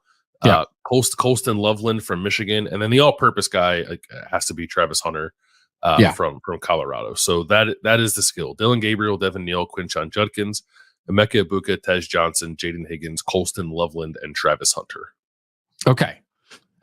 Gabriel, I think the only contender other than Gabriel at quarterback in the preseason would be Shadur Sanders. Was that a conversation for you? Yeah, it was. And that was, I kind of let the projection guide me there because I do think at the end of the season, Dylan Gabriel will have had a better statistical year than Shadur Sanders. But those were the two. Like, I didn't like Riley Leonard could very well be in the conversation at the end of the year, right? Will Howard could be, Avery Johnson could be, Jalen Daniels could be. But I for this, I wanted to give a little bit of a nod to previous production. And it's like, you know, believing that Dylan Gabriel's still going to be good this year. So I gave Gabriel a nod, but yeah, Shadur was right there. Running back, let me think. I mean, running back, there's some pretty good candidates. Kyle Monungai at Rutgers leaps to mind. Is he maybe he's maybe third here, right? Behind Judkins and Neal. Maybe the Penn State running backs get in the mix somewhere. Jeremiah Love from Notre Dame, maybe in there. LaQuint Allen from Syracuse. I'm trying to think who else would be top of mind, but Kyle Monungai probably is the guy that I'm not saying I'd take either of the two guys you have off, but that's a tough guy to leave out of this team. Yeah, he definitely was. And I did a couple passes at this before finalizing it. Like I had Kyle Monungai in, I took him out. Devin Neal is number one in rushing yards and rushing touchdowns among like Northern running backs who are returning for the team they played for last year. And more than Kyle Monungai, just barely in rushing yards, and more touchdowns than like Jordan James, Travion Henderson, and CJ Donaldson. He beat them by a handful of touchdowns. So Devin Neal to me was a fairly easy add here. And then it was like, what's the second spot? I went with Quinshon Judkins because I think he's going to be like the lead guy for Ohio State, and it's an Ohio State rushing attack that I think will be the best in the Power 5. I've said that before. And it's not like he doesn't have the production, right? He's among all returning running backs in college football this year from last season. Judkins is second in rushing touchdowns, second in yards after contact. I think he's like 10th or 11th in rushing yards. He's the most productive running back in college football over the last 2 years, if you combine his freshman and sophomore seasons at Ole Miss. So like there's a body of work there that I think is worth recognizing. But yeah, it wasn't easy. Like you could put Jordan James, you could put Travion Henderson. I think you could put either West Virginia back. You can definitely put Kyle Monungai. DJ Giddens at Kansas State's another one who's pretty good. So this is going to be, I think, a pretty competitive race. But at the start, I have Devin Neal from Kansas and Quinshon Judkins from Ohio State. Did you consider 32 personnel for our team at all? 3 running backs, 2 tight ends, no receivers. No receivers. I did. Yeah. I mean, if it's my offense, that's what I'm running. But I want run the triple option. Yeah, you gotta give the receiver some love. Yeah. I mean, it's not that I don't have good receivers, but let's go to tight end then, because we've talked about this. There's might be 12 tight ends in the North who would be in real consideration for something like this. But I think even saying that, Colston Loveland at Michigan is probably a cut above. And then there might be 11 guys tied for second, not that far behind, but maybe kind of clearly behind. Yeah, I think Colston Loveland is pretty clearly the best tight end in college football. I don't think I'm out on a limb saying that. No, I think a lot of people agree with me. So that was pretty cut and dry. But you're right. If I was making a second team, I don't know who I'd put number 2. There are probably we talked about it a couple episodes ago. There's probably 7-8 guys across the North, let alone college football, that have a strong claim, I think, to being a second team tight end here. But I do think there is a gap between Colston Loveland and everybody else. Okay. Receiver, was this difficult? I think you landed in the right spot. I mean, you can't put Jeremiah Smith as a guy who's never played a snap of college football on your preseason All-North team. So Emeka Ibuka has been a 1,000-yard receiver. Tez Johnson might have 2,000 yards at Oregon this year. I mean, I think you landed with the right 3 guys, but who else is in the mix? Yeah, I thought these were the 3. The only thing is like Emeka Ibuka is coming off a season where he was injured. So if you just look at stats coming back from last year, like you got to scroll down a little bit to find Emeka, but he is to your point, a 1,000-yard receiver. I think when healthy, people kind of know what he is. And that is one of the best receivers, I think, in the country. Looked at Jalen Knoll, Jaden Higgins, Iowa State teammate. I wrote Jeremiah Smith's name down. I didn't really consider it beyond that, but it's like worth like just keeping in your back of your mind. Daniel Jackson at Minnesota, Evan Stewart, the transfer from Texas A&M to Oregon, Will Pauling at Wisconsin, I thought was an interesting one. Xavier Henderson at Cincinnati was an interesting one. And there was another guy who was, I think, on the periphery of the conversation, but whose name I wanted to sort of like have down to make sure I keep an eye on it as we're tracking this throughout the year. And that's Donovan McCulley at Indiana. Had a pretty good year last year on a team that was struggling at times to put together like a cohesive offense. And if that offense is clicking a little bit, I think he's one to keep an eye on. But I did think, the top three were pretty clear to me as long as you recognize that we're not talking about Emeka Egbuka from last year. We're talking about Emeka Egbuka, like recruiting pedigree and career production to this point. And I think like Egbuka and Johnson are the top two, and then you're picking one of the two Iowa State receivers, which that's probably the toughest decision there. I do think there's obviously beyond Jeremiah Smith, there's multiple guys that I think have a chance. I mean, there's going to be guys who are good that we don't know are good yet. Like that's how college football works. But get back to us on October 1st. And I think there will have been guys who have risen up in a big way in the first 5 weeks that will adjust this. So let's get to the offensive line, because I have some real problems here. Actually, I have. I'm just getting a nod. I'm getting a nod as you run through offensive line play. The day where I am giving you strong feedback about your offensive line opinions is the day that we throw this show out the window. So who you got? Okay, I have on the left side, doesn't matter left or right, I suppose, but on the left side, at tackle, I have Ariante Ursary from Minnesota. Luke Kandra at guard, who is, I think he's our lone returning offensive player, if I have that right. Yeah, unless you include the kicker, Dragan Keswick, our guy from Minnesota. Among offensive position players, Luke Kandra is the only guy returning that we had on the postseason 2023 All-North team. So he's in there at guard. I'll go to the other guard spot. I have Michael Ford Jr. from Kansas, and the other tackle spot is Wyatt Millum from West Virginia. And then center was kind of tough. Like I actually didn't think that there was like a great candidate for it. So I went with Drew Kendall from Boston College, who is basically just like the highest graded returning center on PFF on our teams. And there wasn't not all that scientific beyond that. So that's a spot that I could see like definitely being pretty fluid throughout the year. But I felt decent about the other four spots, especially the guards. I would imagine there are maybe some people wondering why there's no Oregon presence among the tackles, which I think is fair. But Ursary is really good. Ursary was like among the highest rated tackles in the country last year. He was second team All Big Ten last year. And same deal for Wyatt Millum. He was fairly highly graded, was an All Big 12 caliber player. I don't think he was like actually first team because there were some pretty good tackles in that league last year. But I think these are two of like the top probably 7 or 8 returning offensive tackles in the whole sport. So I felt pretty good about those tackle picks, even leaving Oregon guys off the list. And if there was a second team, the Oregon guys might be the 2 second team tackles, right? Yeah. Maybe. The two Oregon guys would definitely be there. Jack Nelson, Wisconsin, maybe? Jack Nelson and Riley Mallman from Wisconsin, I think would be there. I keep an eye probably on Josh Simmons at Ohio State. There's a couple other guys there. But yeah, those Oregon guys I think would enter the conversation immediately when you're talking about a second team. And I thought about putting AJ Cornelius on this first team, but I thought Ursary and Millum probably were slightly more deserving. I'll buy it. And then Hunter's got to make it somewhere.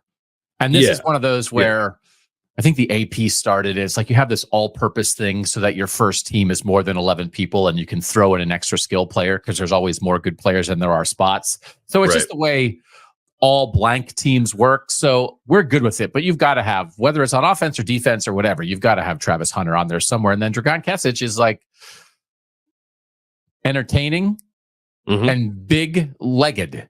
And so, plus he's been on the show. So watch him Thursday night. He was our All-North kicker last year, and maybe he'll win. He won the opener last year for Minnesota with like a 50-yard field goal as time expired, basically. Let's see if he can do it again against North Carolina.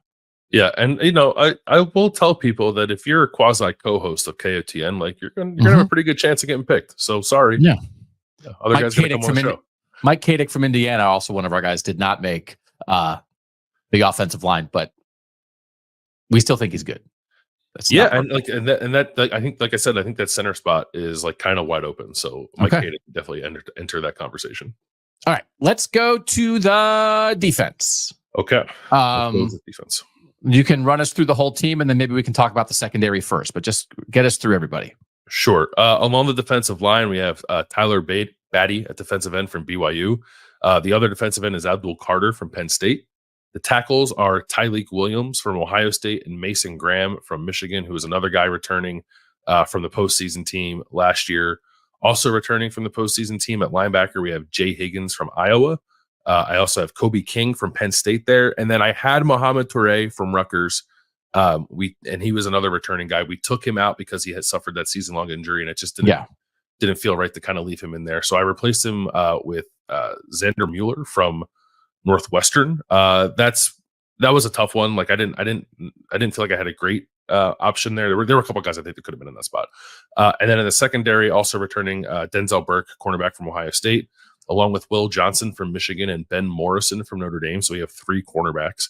And then we have 2 safeties, Hunter Wohler from Wisconsin, who was on our team at the end of last season, and Caleb Downs is there, the transfer from Alabama, who is at Ohio State. And then at the punter spot, Torrey Taylor is gone. So we had to have a new punter in there to start the year, and that is Ryan Eckley from Michigan State. Where's Mason Fletcher? Where's our Cincinnati punter, Mason Fletcher? Was he in the mix? He was in the mix. Yeah. Like it's a long season. Eckley had a good year. Eckley was like 10th in the country last year in punting average. He had to punt a lot too. So it was a pretty impressive average. Yeah. So let's talk about corner. Like when we had the tackle conversation, you said the best tackles in the North are among like the 6 or 7 best tackles in the country. But we know there's a guy at Texas. We know there's a guy like at LSU, right? That who are really the best tackles in the country. At cornerback, are we not talking, when we're talking about Benjamin Morrison, Will Johnson, and Denzel Burke, and then several other guys who did not make it, we are talking about the best corners in the country. Not that there's not some South guys mixed in there, but the North's pretty good there, aren't they? The North is very good there. Yeah, I think we're talking about, some of the best. Like, I don't have Sebastian Castro here either. Like that was from Iowa. He was a really difficult guy to leave off. I almost wanted to like figure out a way to put 4 corners on this team. Maybe take off a linebacker or play a 3-man front on the defensive line, because that's a really good player to not be on this list. And I think you can make an argument to be on the list over any of the 3 that I picked. That's how good he is. But yeah, this is maybe the best position in the North, right? If you take the 3 that I have here, you throw in Sebastian Castro, Jabbar Muhammad, went from Washington to Oregon, so he's still in the North. Like, it's 5 pretty freaking good corners. Kobe Bryant at Kansas is a really good player. Ricardo Hallman at Wisconsin's a really good player. Like, I think all of those guys could have made arguments to be on the first team. Okay, but I think the 3 you landed on are really good. Caleb Downs and Hunter Wohler at safety. I guess maybe the name. Think about Dylan Thieneman from Purdue. Yeah, thought about him. I thought about there was another one I thought about. Kobe Savage, who was really good at Kansas State last year and has transferred to Oregon, is probably worth consideration. Our guy, Cam Fabiculanen at Washington, who we had on the show, also a very good safety, was an important part of their defense last year. Jeremiah Cooper at Iowa State was just like a crazy kind of pass defending safety last year. I think he had like 10 pass breakups or something like that. Was a first team All Big 12 player last year, so he was in the mix as well. I just think like Caleb Downs is the best safety in college football, I think. Yeah. And Hunter Wohler was returning as a guy we had at the end. And not that you had to be on the list if we had you there at the end of last year. Maybe I was a little too reliant on that with this particular pick. But I think Hunter Wohler is deserving. He definitely was one of the better safeties in the country last year. But if you wanted to put Thieneman in there or Fabiculanen or Savage or a couple other guys, I don't think I'd fight you too much on it. Okay. Linebacker, I don't want to say thin, but there's not as many guys leaping off the page for first team.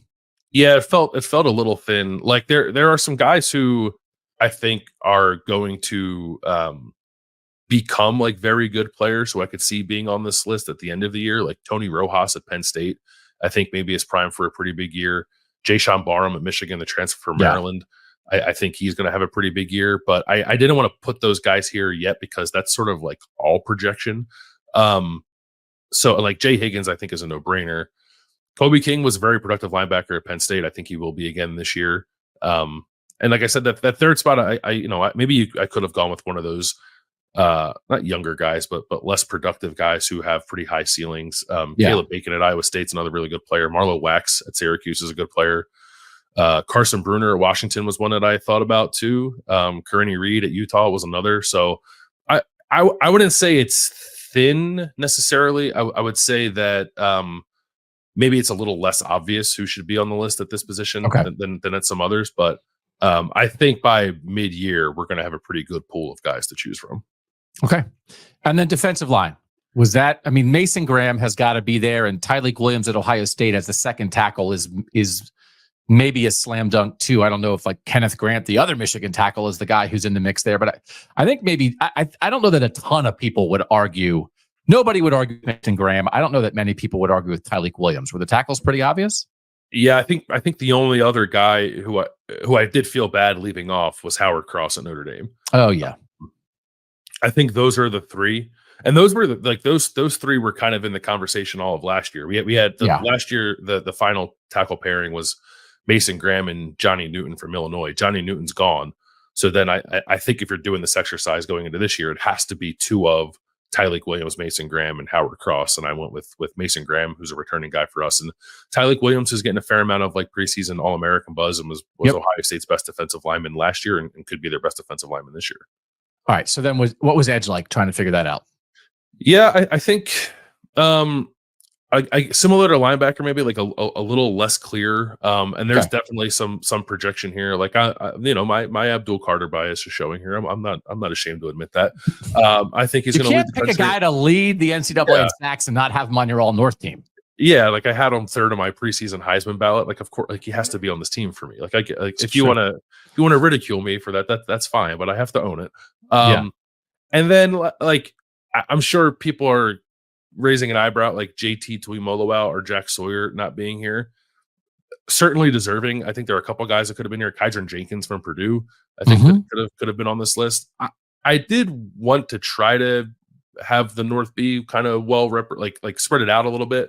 So like Tyler Batty's production last year was pretty good. I think comparable to JT Tuimoloau and Jack Sawyer, maybe not quite as good as Kydron Jenkins. But I didn't hate having a BYU guy on here, just kind of spread some love around. And it's not like Tyler Batty wasn't deserving.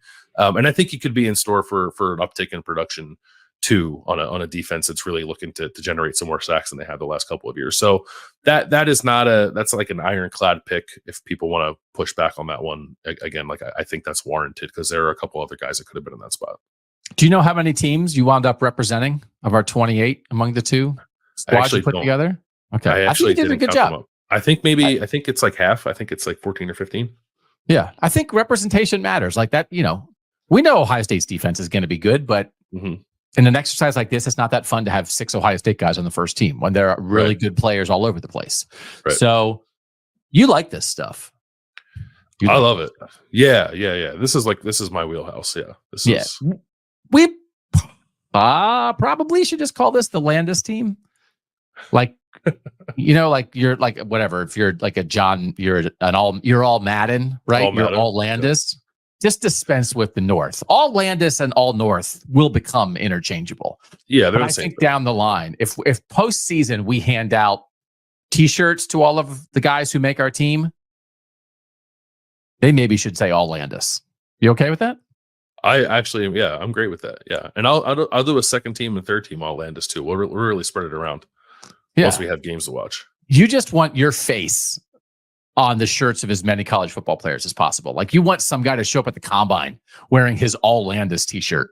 Yeah. I want it like as part of his bio. Like when some guy gets drafted, like in the 6th round and NFL Network is doing that thing where they challenge the guy to see whether or not he has a package of highlights on some obscure player. And then I want like one of the bullet points to say like he was 3rd team all Landis in 2024. We will make that happen. See, we have all these reasons for this why this show has to succeed. And that might now be number 1 because we want to hear someone call a college football player all Landis. All right, Landis, thanks for your work on that. That is our preseason All-North, all Landis team. We'll be right back with more on Kings of the North. So a normal show would probably end now. But one of the things that Doug is learning is how to make a rundown of a show. I have a rundown and we're 20 minutes over. So we still have 2 great segments for you. So we're going to run them because it's not like there's a rerun of Boy Meets World waiting on the other end here. So We are here in our channel, and we're sorry we're going long. We want it to be a 90-minute show more often than not, but I'm still learning. So what we want to do is we have two more really good previews of Thursday night games, because we do have 6 Northern teams kicking us off here with games on Thursday night in week 1. And so just so you guys are aware of this, we want you to know the Northern schedule. We want you to all be able to watch the Northern games. Mike, what are the Northern games that we can give our people? This is our we want to have a watch guide, a viewing guide for you. 6 p.m. You see Rutgers behind me here. 6 p.m. on Thursday, Howard at Rutgers on the Big Ten Network. Then we have a couple games at 8, multiple games at 8 that are really interesting. We have ESPN Plus, Lindenwood at Kansas. That's not super interesting, except to see how good Kansas is going to be. We have a banger, North Carolina at Minnesota at 8 on Fox. And that's one of the games we still are going to preview ahead with Ryan Burns of 247sports.com. We have North Dakota State at Colorado, and that's coming up next. Jeff Kolpack, who is a great beat writer for North Dakota State, is going to join the show. That's at 8 p.m. on ESPN, 9 p.m. ESPN Plus, Southern Utah at Utah, and 9 p.m. on the Big Ten Network. It's Eastern. No, who's that? Who's that logo, Mike? Oh, I have it on my sheet. It's Eastern Illinois at Illinois. Eastern Illinois. I didn't recognize. Oh, yeah, Jimmy Garoppolo. Sorry, Jimmy. Don't get mad at me. You're still handsome. 9 p.m. on the Big Ten Network. So 6 Thursday night games. And let's get to what I think is the most interesting one. We talked to Jeff Kolpack. Since we talked to him, a couple news items about North Dakota State, which is the number 2 ranked team in the FCS level going into the season. They announced that Cole Wisniewski, who's their best player, he's an All-American safety, is out for the year. So that is tough news for North Dakota State going into this Colorado game. Their All-American fullback, Hunter Brosio, is also going to miss this game. And then the guy they think is going to be their starting running back, Barika Kapinu, is a game time decision. So that line in the last, since that news has come out, moved from 9.5 to 10. Colorado's now favored by 10. So it's not great news for North Dakota State, but I still think it's interesting. And Jeff Kolpack is definitely interesting. Let's talk to him about North Dakota State and Colorado on Thursday night. Joined now by Jeff Kolpack from Inforum.com, North Dakota State beat writer. Jeff, right? That's where people can go online to find your coverage as they gear up for this Colorado game, right? Inforum.com? INFORUM.com. You got it. All right. How long you been covering North Dakota State? Well, since 1995, so I need a calculator now these days to figure out how long that is. We found the expert, brother. Holy moly. You've been there for the whole thing. So that's how many national championships at the FCS level that you've covered then for North Dakota State? Well, that would be 9 national championships. Holy that I've moly. covered. And in fact, I'll go farther. So this program's won 16 national championships, and a member of my family has covered at least every one. So my dad was a sports editor.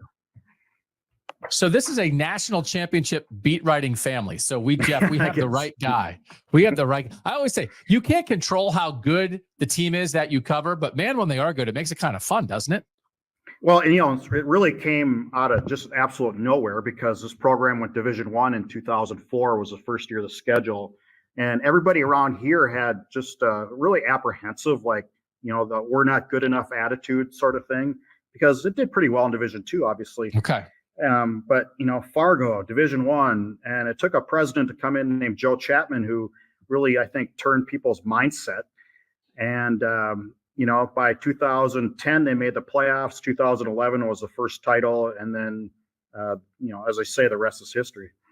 Remarkable. I mean, so people who know college football, a lot of familiar names. Craig Bohl, who went on to be the head coach at Wyoming, is now the head of the American Football Coaches Association. He won 3 national titles at North Dakota State. Then Chris Kleiman, now at Kansas State, took over. He won 4 national titles in 5 years. Then Matt Entz just left. So people who don't know this, North Dakota State is a traditional powerhouse, just lost their head coach to be the assistant head coach for defense at USC.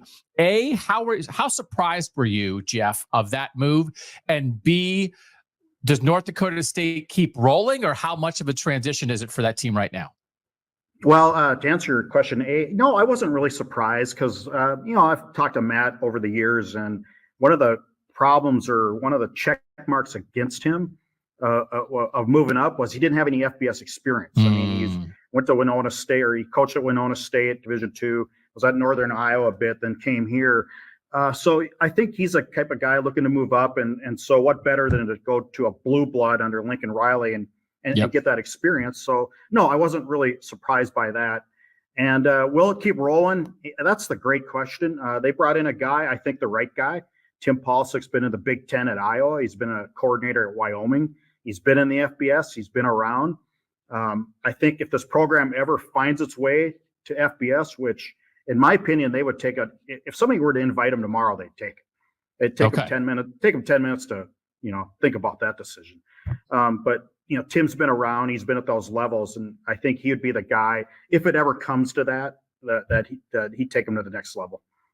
One of the reasons that North Dakota State is on the radar for that kind of thing. Well, yes, they won 8 of 9 national championships at the FCS level between 2011 and 2019, but they also kicked the butts of FBS teams all the time. They had a 6-game winning streak that was broken against FBS teams when they lost to Arizona 2 years ago. They lost by 3. They were in that game the whole way. Deion Sanders is nervous, Jeff. This is a Thursday night game at Colorado. Deion talked about it. One of the first things he said at Big 12 Media Days was why is this game happening? How nervous do you think Colorado should be? There's history, but is there enough talent and anything else needed for the Bison to actually get this done on Thursday? That's the first time I've heard somebody say Deion's nervous. He doesn't really, I think, give that vibe. North Dakota State did it. He was like, he can't believe. I think he wants to kill his AD. How did this happen? Which is one of those things. I love these games. Yeah. This is awesome. You're crazy for scheduling North Dakota State, but it's awesome that this game is happening. Well, the Bison are 9-4 against the FBS. I mean, that's a pretty remarkable record, and obviously all on the road. So even 9-4 anywhere on the road against anybody's good. They go into Iowa. Iowa's ranked 13th at the time. They do a physical play. They're a more physical team against these teams. And, a lot of the back in, 10, 12, 15 years ago, when everybody's going to run and gun, spread it out, NDSU stayed physical with the West Coast offense. And it's a football that's hard to play. And a lot of teams don't want to play it just because it's just all about being tough guy, interior. They put several offensive linemen in the NFL. They still have several offensive linemen in the NFL. And, and they stuck true to that style while everybody else was slinging it all over the place and kind of playing a fast break game, if you will, rather than, football's physical. I mean, it can be physical. And so that's one reason. Number two, I think they recruit generally tougher kids up here. I mean, if you would spend a winter with me, you would understand what it's like to walk outside and you can't feel your face after 5 minutes. I mean, you get those Arctic clippers from Canada and they just take your breath away. That happens a week or two every winter. It's tough. Just going to school here can be tough. And so I think that naturally breeds players to that style, that mentality, I guess is what I'm trying to say. I mean, they get players from Florida, they get players from Texas, they get players from Colorado, but generally the footprint is Minnesota, Wisconsin, a little bit of Iowa and North Dakota. And I was told this by one coach who's a good friend of mine, that you want the critical mass of your team of 90% to think alike. So if you can get 90% of your team to really buy into a general consensus on philosophy, you can bring the other 10% in, and they'll assimilate into the group like that. I can't feel my face kind of football. That is exactly what we want to talk about on Kings of the North. I feel like North Dakota State, we should be talking about this team every week. I want to talk about snow now here for a little bit. How many times a year does North Dakota State wind up playing in snow or playing where you've got to shovel snow off, like snow around it, like you have trouble getting to the game because you have to drive through the snow? How much is snow a part of the football life for the football fans in and around North Dakota State when we get into the season? Well, they play in a dome, so they play in the Fargo Dome, so that's not an issue. And now they just built a $54 million indoor practice facility that'll rival anything that an NFL team will get. It's one of the nicest facilities in the country, to be honest with you. And ask Craig Bowl about practicing outside in I think it was 2011. They were getting ready for a semifinal out in Montana State. And it was a blizzard in here. I mean, it was just a blizzard. And they're out on the outdoor field. You could barely see 30 yards in front of you. The snow's going sideways. But they're doing that, and they're practicing in a blizzard. And that's Love just, it. You don't get that anymore, obviously, with these players. But that's how Craig Bohl built this. Craig Bohl is the architect of everything this program is built. And he brought the West Coast offense with him. He brought the Tampa 2 defense with him. Those two philosophies are still here today with this coaching staff, albeit everything evolves, as we know, in football. But things haven't changed since Craig Bohl came here in 2003. You caught me in there. Like, I was in the middle of that question. I was like, how often do they play in the snow? I was like, they play in a dome. What are you asking about here? So I was like, oh, does it snow in the parking lot? I asked Chris Kleiman at Big 12 Media, again, Jeff, like, we are really leaning into if it snows at your campus, we want to talk about you on Kings of the North. Chris Kleiman at Kansas State, I said, this is like one of my questions for head coaches. Do you own a snow shovel? And if you own a snow shovel, you're probably part of Kings of the North. He said, we own the best snowblower in Manhattan, Kansas. Yeah, that's right. And I said, you better invest in a snowblower. There's no question about that. You know, we have this pregame show we have statewide, and during the playoffs in December, we've gone outside and done it. And my toes finally thaw by halftime when I come inside. I mean, hey, we're still sucking it up in the media here, though the players are got nice and comfy indoors. Yeah, the media. We're always the toughest ones in the media. Can you give us a little taste of like what the culture, what the fan base is like around North Dakota State football when you have a program like this that is having such continued success decade over decade? How into this team are the people of North Dakota? Well, I guess the best way I can put it is, you know, I see the Buff sign behind you. You know, you have the Denver Broncos there, and you know, the Big Tens generally have pro teams around them. The closest pro team here are the Vikings, and that's 3.5, 4 hours away. There's obviously no pro team in North Dakota. It's a statewide event. Generally, the two big sports are University of North Dakota hockey and North Dakota State football, and they generally have statewide attention all year round. So this is the pro team for football. I mean, for a lot of fans, it's Saturdays. The tailgating's huge. It's packed. Everybody has their buses, their trailers, their tents. I mean, they're you know, the fans are geared for outdoors more than the team are. Team is. Oh yeah, you should see some of the buses. My God, they take these Greyhound buses and just strip them and retrofit them to like the coolest bars, TVs in there. It's a traveling college football Woodstock, if you will, out there on Saturday. Oh my God. I love it. Now we want to get out on the road with Kings of the North. Now you're making me think I got to get to North Dakota State sooner than later. Oh, there's some tailgates. Yeah, they would love to have you. They treat you like kings as you. Oh, this might be our new team. The Bison might be our new team. So let me ask you this: 9.5 point line on this game. We're going to make our picks on Thursday. Mm-hmm. I am tempted. I have already actually said on this show that I'm going to pick North Dakota State to win. I'm buying into Deion's nervousness. If North Dakota State can pull this off, how could they do it? You describe the physical play. Like, what else would it be that has to happen for North Dakota State to have a chance to pull this upset? Yeah, you know, I the one component I have a trouble with is Colorado's so new. I mean, 41 new players this year? And, yeah. Are they good or not? We don't know. Offensive line. Yep. Yeah, new coordinators. I mean, so much new, so it's hard. How do you handicap that? I guess I go back to all these FBS wins. They've won 9 of them, and there's sort of a common denominator look to them. They'll give up a big play early. Colorado State scored on a huge touchdown pass to Crockett Gilmore. Then the Bison just shut them down and shut them out the rest of the game. They have to do it with a consistent ground game and control the ball, keep it away from Shadir Sanders and Travis Hunter. So it's an offensive line game. They have a pro prospect at left tackle and Gray Zabel. I think Mason Miller at right tackle will get a pro shot. They're new in the interior. Their center is Trent Fraley, whose dad is the offensive line coach for the Lions. So you get some pedigree there. He transferred from Marshall. It's going to be a big game for young Mr. Fraley. So that's really what it boils down for NDSU. And it's happened that way in all those 9 victories. I mean, they have controlled the ball. Against Kansas State, they were down by 4 points. They went on an 8-minute, 18-play drive to win the game in the fourth quarter in 100-degree heat. Wow. That's tough. That's tough. Okay. All right. That's North Dakota State football. Again, it's like North Dakota State, like they're in a little bit of a slump. They've only won one national championship in the past 4 years after they'd won 8 and 9. But this is consistently one of the best football programs anywhere at any level in North America. Last thing before I let you go, Jeff, you talked about the idea of them. They would take accept something at the FBS level if the invitation was ever extended.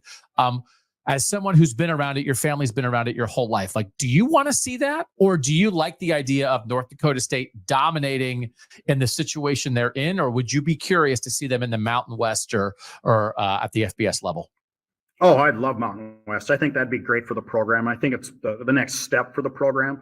I was always in favor of Division I. I remember in 2002, they're playing like Augustana, and there's like 5,000 people in a 20,000 seat stadium here. And it was just, I was already out of the business. And also, I always wanted to cover Division I football, and it came to me, in a way. The problem is it's so close to Canada. There's a geographical perception that, and it is true that, we live way north. I mean, there's not a lot of schools in FBS around here. I mean, if the Bison were to go to FBS, the closest FBS schools would be obviously University of Minnesota, maybe Northern Illinois, Tulsa, Wyoming. I mean, that's a huge footprint for the nearest FBS schools. And so that's a problem.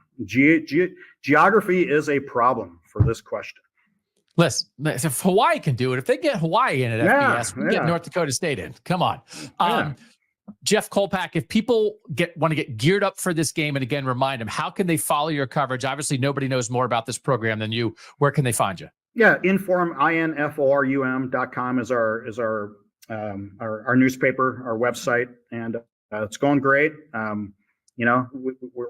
digitals are working, and contrary to popular belief, journalism is alive and well up here anyway. Wonderful. You're selling me. You can't feel your face. Crazy, awesome tailgates, and journalism is alive and well. I got to get to North Dakota, brother. Jeff Kolpack, thank you for sharing your insight. I guarantee you, if you want a beer, you will not have to pay for one up here. I guarantee you. Okay, I'll tell you what. My co-host is going to be ready to get in the car when he hears all this stuff. Okay. We got to get there. We appreciate it, and we are excited to watch this game on Thursday night. North Dakota State at Colorado. Jeff Kolpack, thanks for your time on Kings of the North. Thanks for having me. Thank you. So how about that? Like, you call up a guy, you message him on Twitter and say, hey, can you come be on our show? And he's that smart and that knowledgeable. So Jeff Kolpack, great breakdown on North Dakota State. Again, I may back off picking North Dakota State with some of the injuries they have right now, but the Thursday show, Bill Landis and I will pick every Northern game. That's 27 games this week, because our 28 teams, there's only 2 teams playing each other. It's West Virginia, Penn State. So we have a lot to cover on the Thursday show. The Wednesday show, we will reveal our playoff picks for the year. We have not done that yet. We've waited.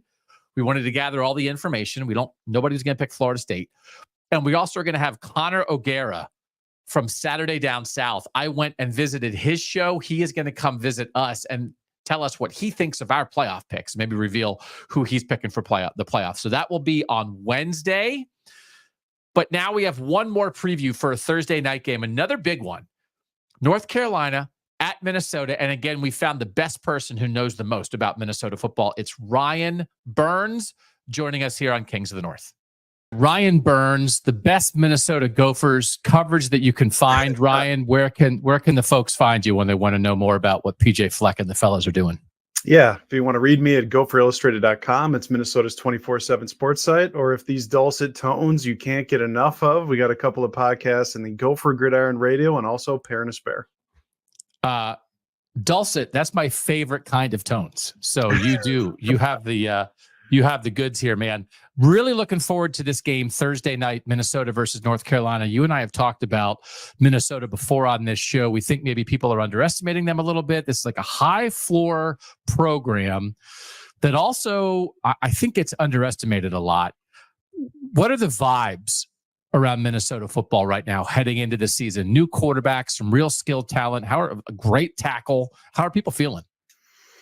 I'd say there's optimism. Certainly when you go 5-7 the way that they did last year and blowing a couple of epic games like having the backup quarterback come in against Illinois, 4th down, deep in the student section, and 3 plays later, it's a touchdown, or even the Northwestern debacle, 3-score lead heading into the 4th quarter, and you find a way to lose.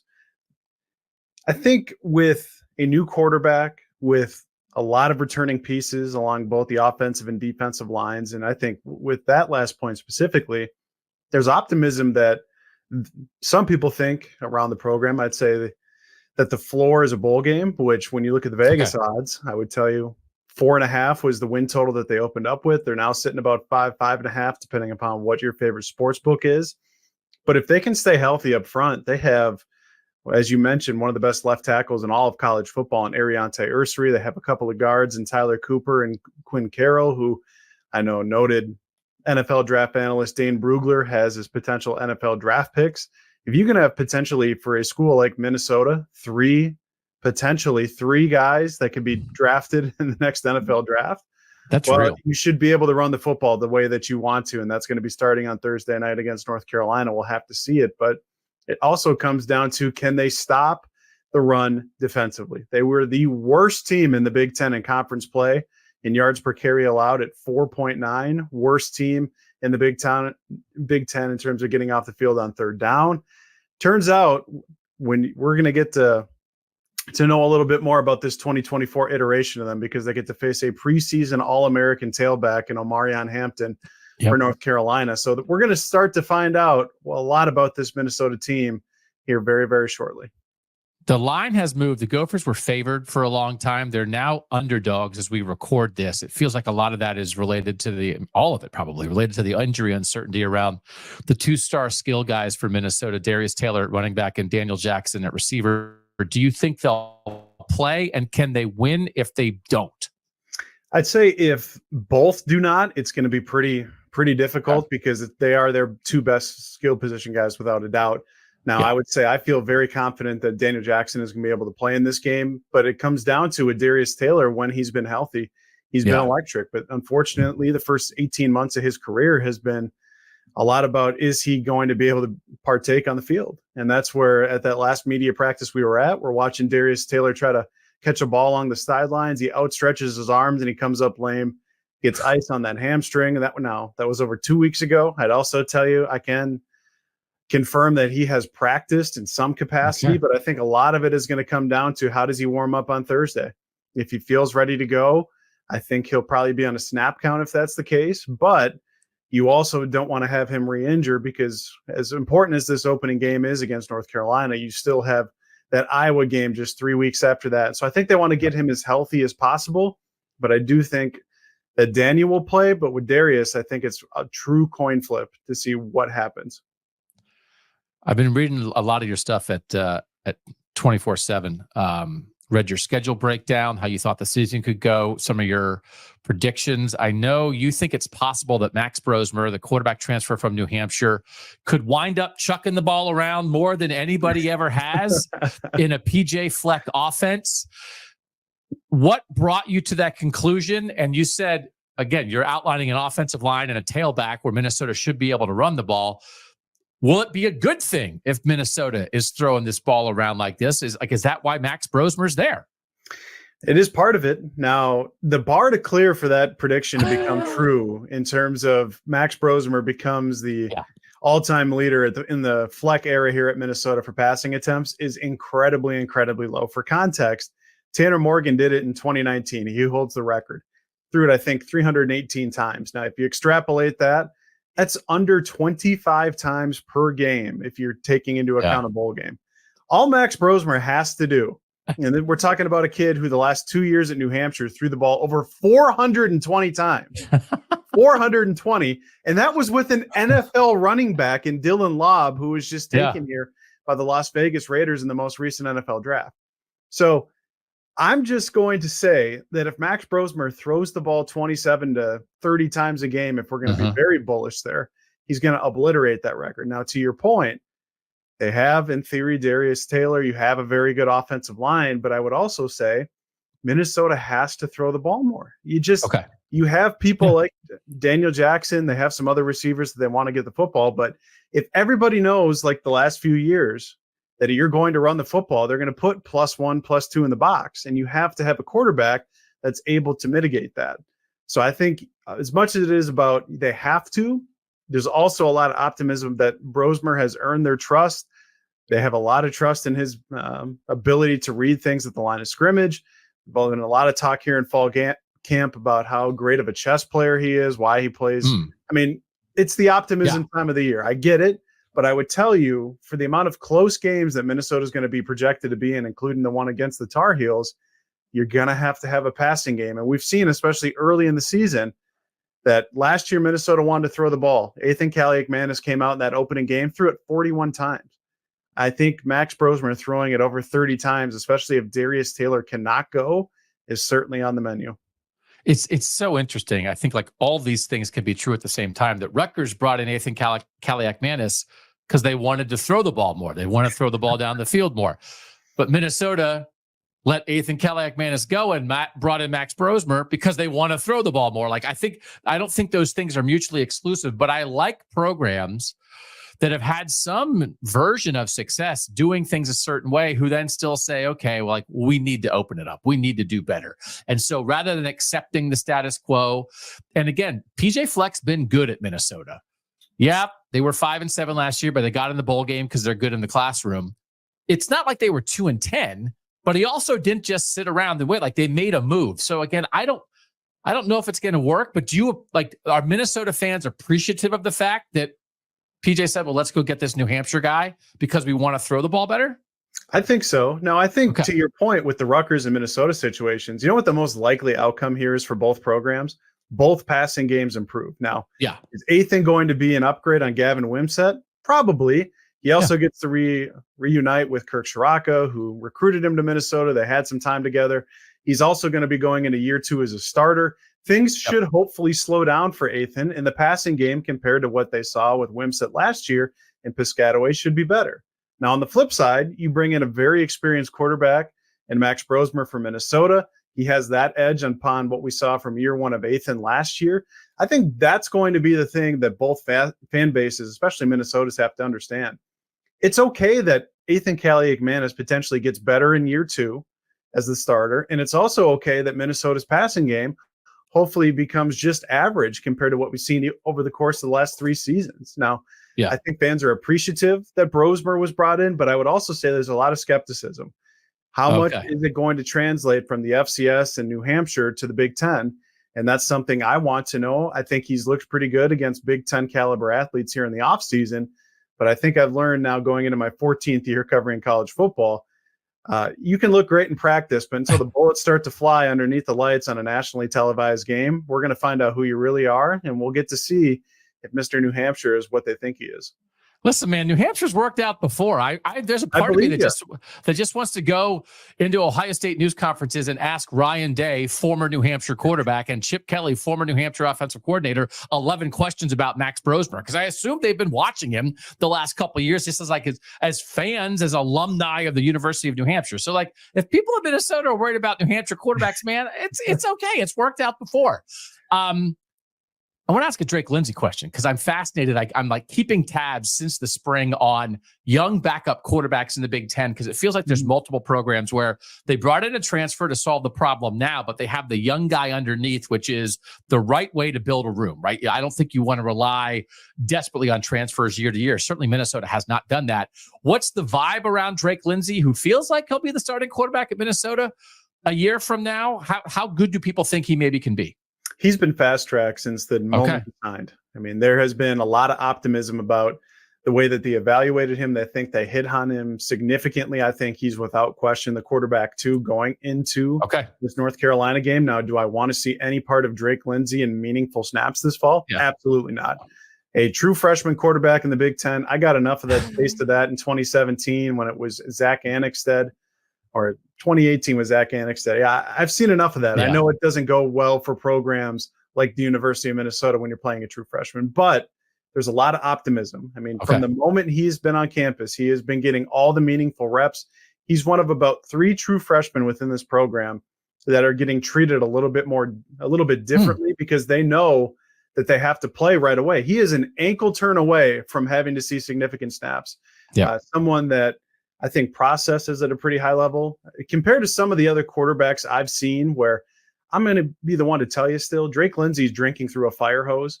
Now that fire hose is starting to come back a little bit. He's got a lot of natural talent at that position, but there certainly is a lot of expectations. But if you look at true freshmen, it's Drake Lindsey at quarterback. On the defensive side of the ball, Coy Parrish has been fast-tracked since the moment he got here in June. And then there was a true freshman running back by the name of Femi Ijiboy from Philadelphia, who, especially if Darius Taylor cannot go, it wouldn't shock me at all to see him get some carries here in the first couple of games. Okay, we'll keep our eyes on that. I know Bill Landis, my co-host, loves Coy Parrish, so keep an eye on him too. So this game Thursday night, especially if you're dealing with some injuries to your best guys, like how it's a non-conference game. It doesn't matter as much as beating Iowa in a couple weeks, as you said, but how big a deal is this for Minnesota? This is seems like the perfect North Carolina, Minnesota is a perfect non-conference pairing, right? Like this is a great game to have. It's one of the better games on Thursday night. There's going to be eyeballs on this. How much do the Gophers need this win? Or how much is it like, well, you take your shot and you're still going to try to, get to a bowl, especially if you have some injured guys and you don't win Thursday? I think it's a tone setter. I think it's certainly a game you would love to win, especially to be able to get off on the right foot towards bowl eligibility. Yeah. I think there's optimism, especially without Drake May. And as someone who remembers that Minnesota-North Carolina game very well last fall, Drake May just went out and was the best player on the field. He went nuclear for 450 total yards. Now, I don't think Max Johnson is going to be able to do that on Thursday night in a road environment, but he's certainly an experienced SEC quarterback. But I think this is just on, especially with the national television aspect of this. And to your point, it's probably going to be the game everybody watches on Thursday night. It's national television. It's Fox. It's going to be one that a lot of people are intrigued to see. How does North Carolina look without Drake May? What does Omarion Hampton look like? And a season with a lot of expectations for him. And then on the flip side, is this the bounce back year, considering that Minnesota in the last 3 full seasons before last year won 8 or more games? 5 and 7 wasn't what they wanted to be. There isn't a ton of preseason expectations for them this fall.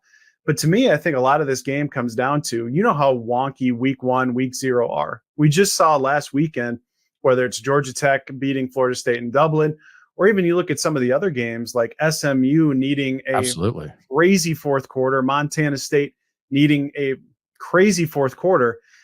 You have 2 new defensive coordinators. You got 2 new transfer quarterbacks. I think for the first 20 minutes of this game, people have to remember there's going to be a lot of feeling each other out. There's probably going to be some wide open guys in some spots.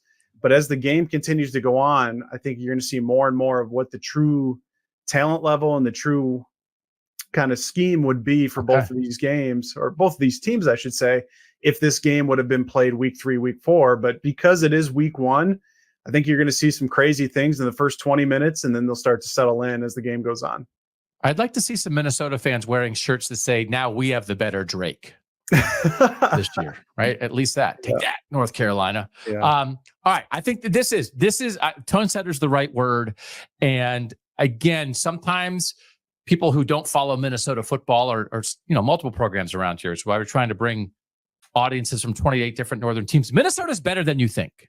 If you don't follow Minnesota Golden Gophers football, you have an idea in your head of what they are. They're better than you think. Like, this is an 8-win program that had a little bit of a step back year, but didn't sit on its hands. So I'm very curious to see how this goes.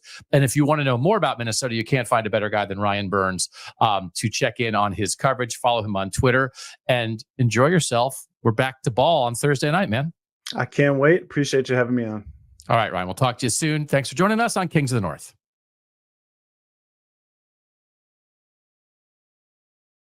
Doug Lesmerises. Again, this is Bro of the North. Doug Lesmerises has been fired for going 40 minutes over on his second live show. KOTN would like to thank Dan Wetzel, Jeremy Phoenix, Jeff Kolpack, and Ryan Burns for joining the show. As always, thanks to the producer, Mike Yurstowski, for great work. Bill Landis will be here on Wednesday to reveal his playoff picks, and the search for a new co-host will commence immediately.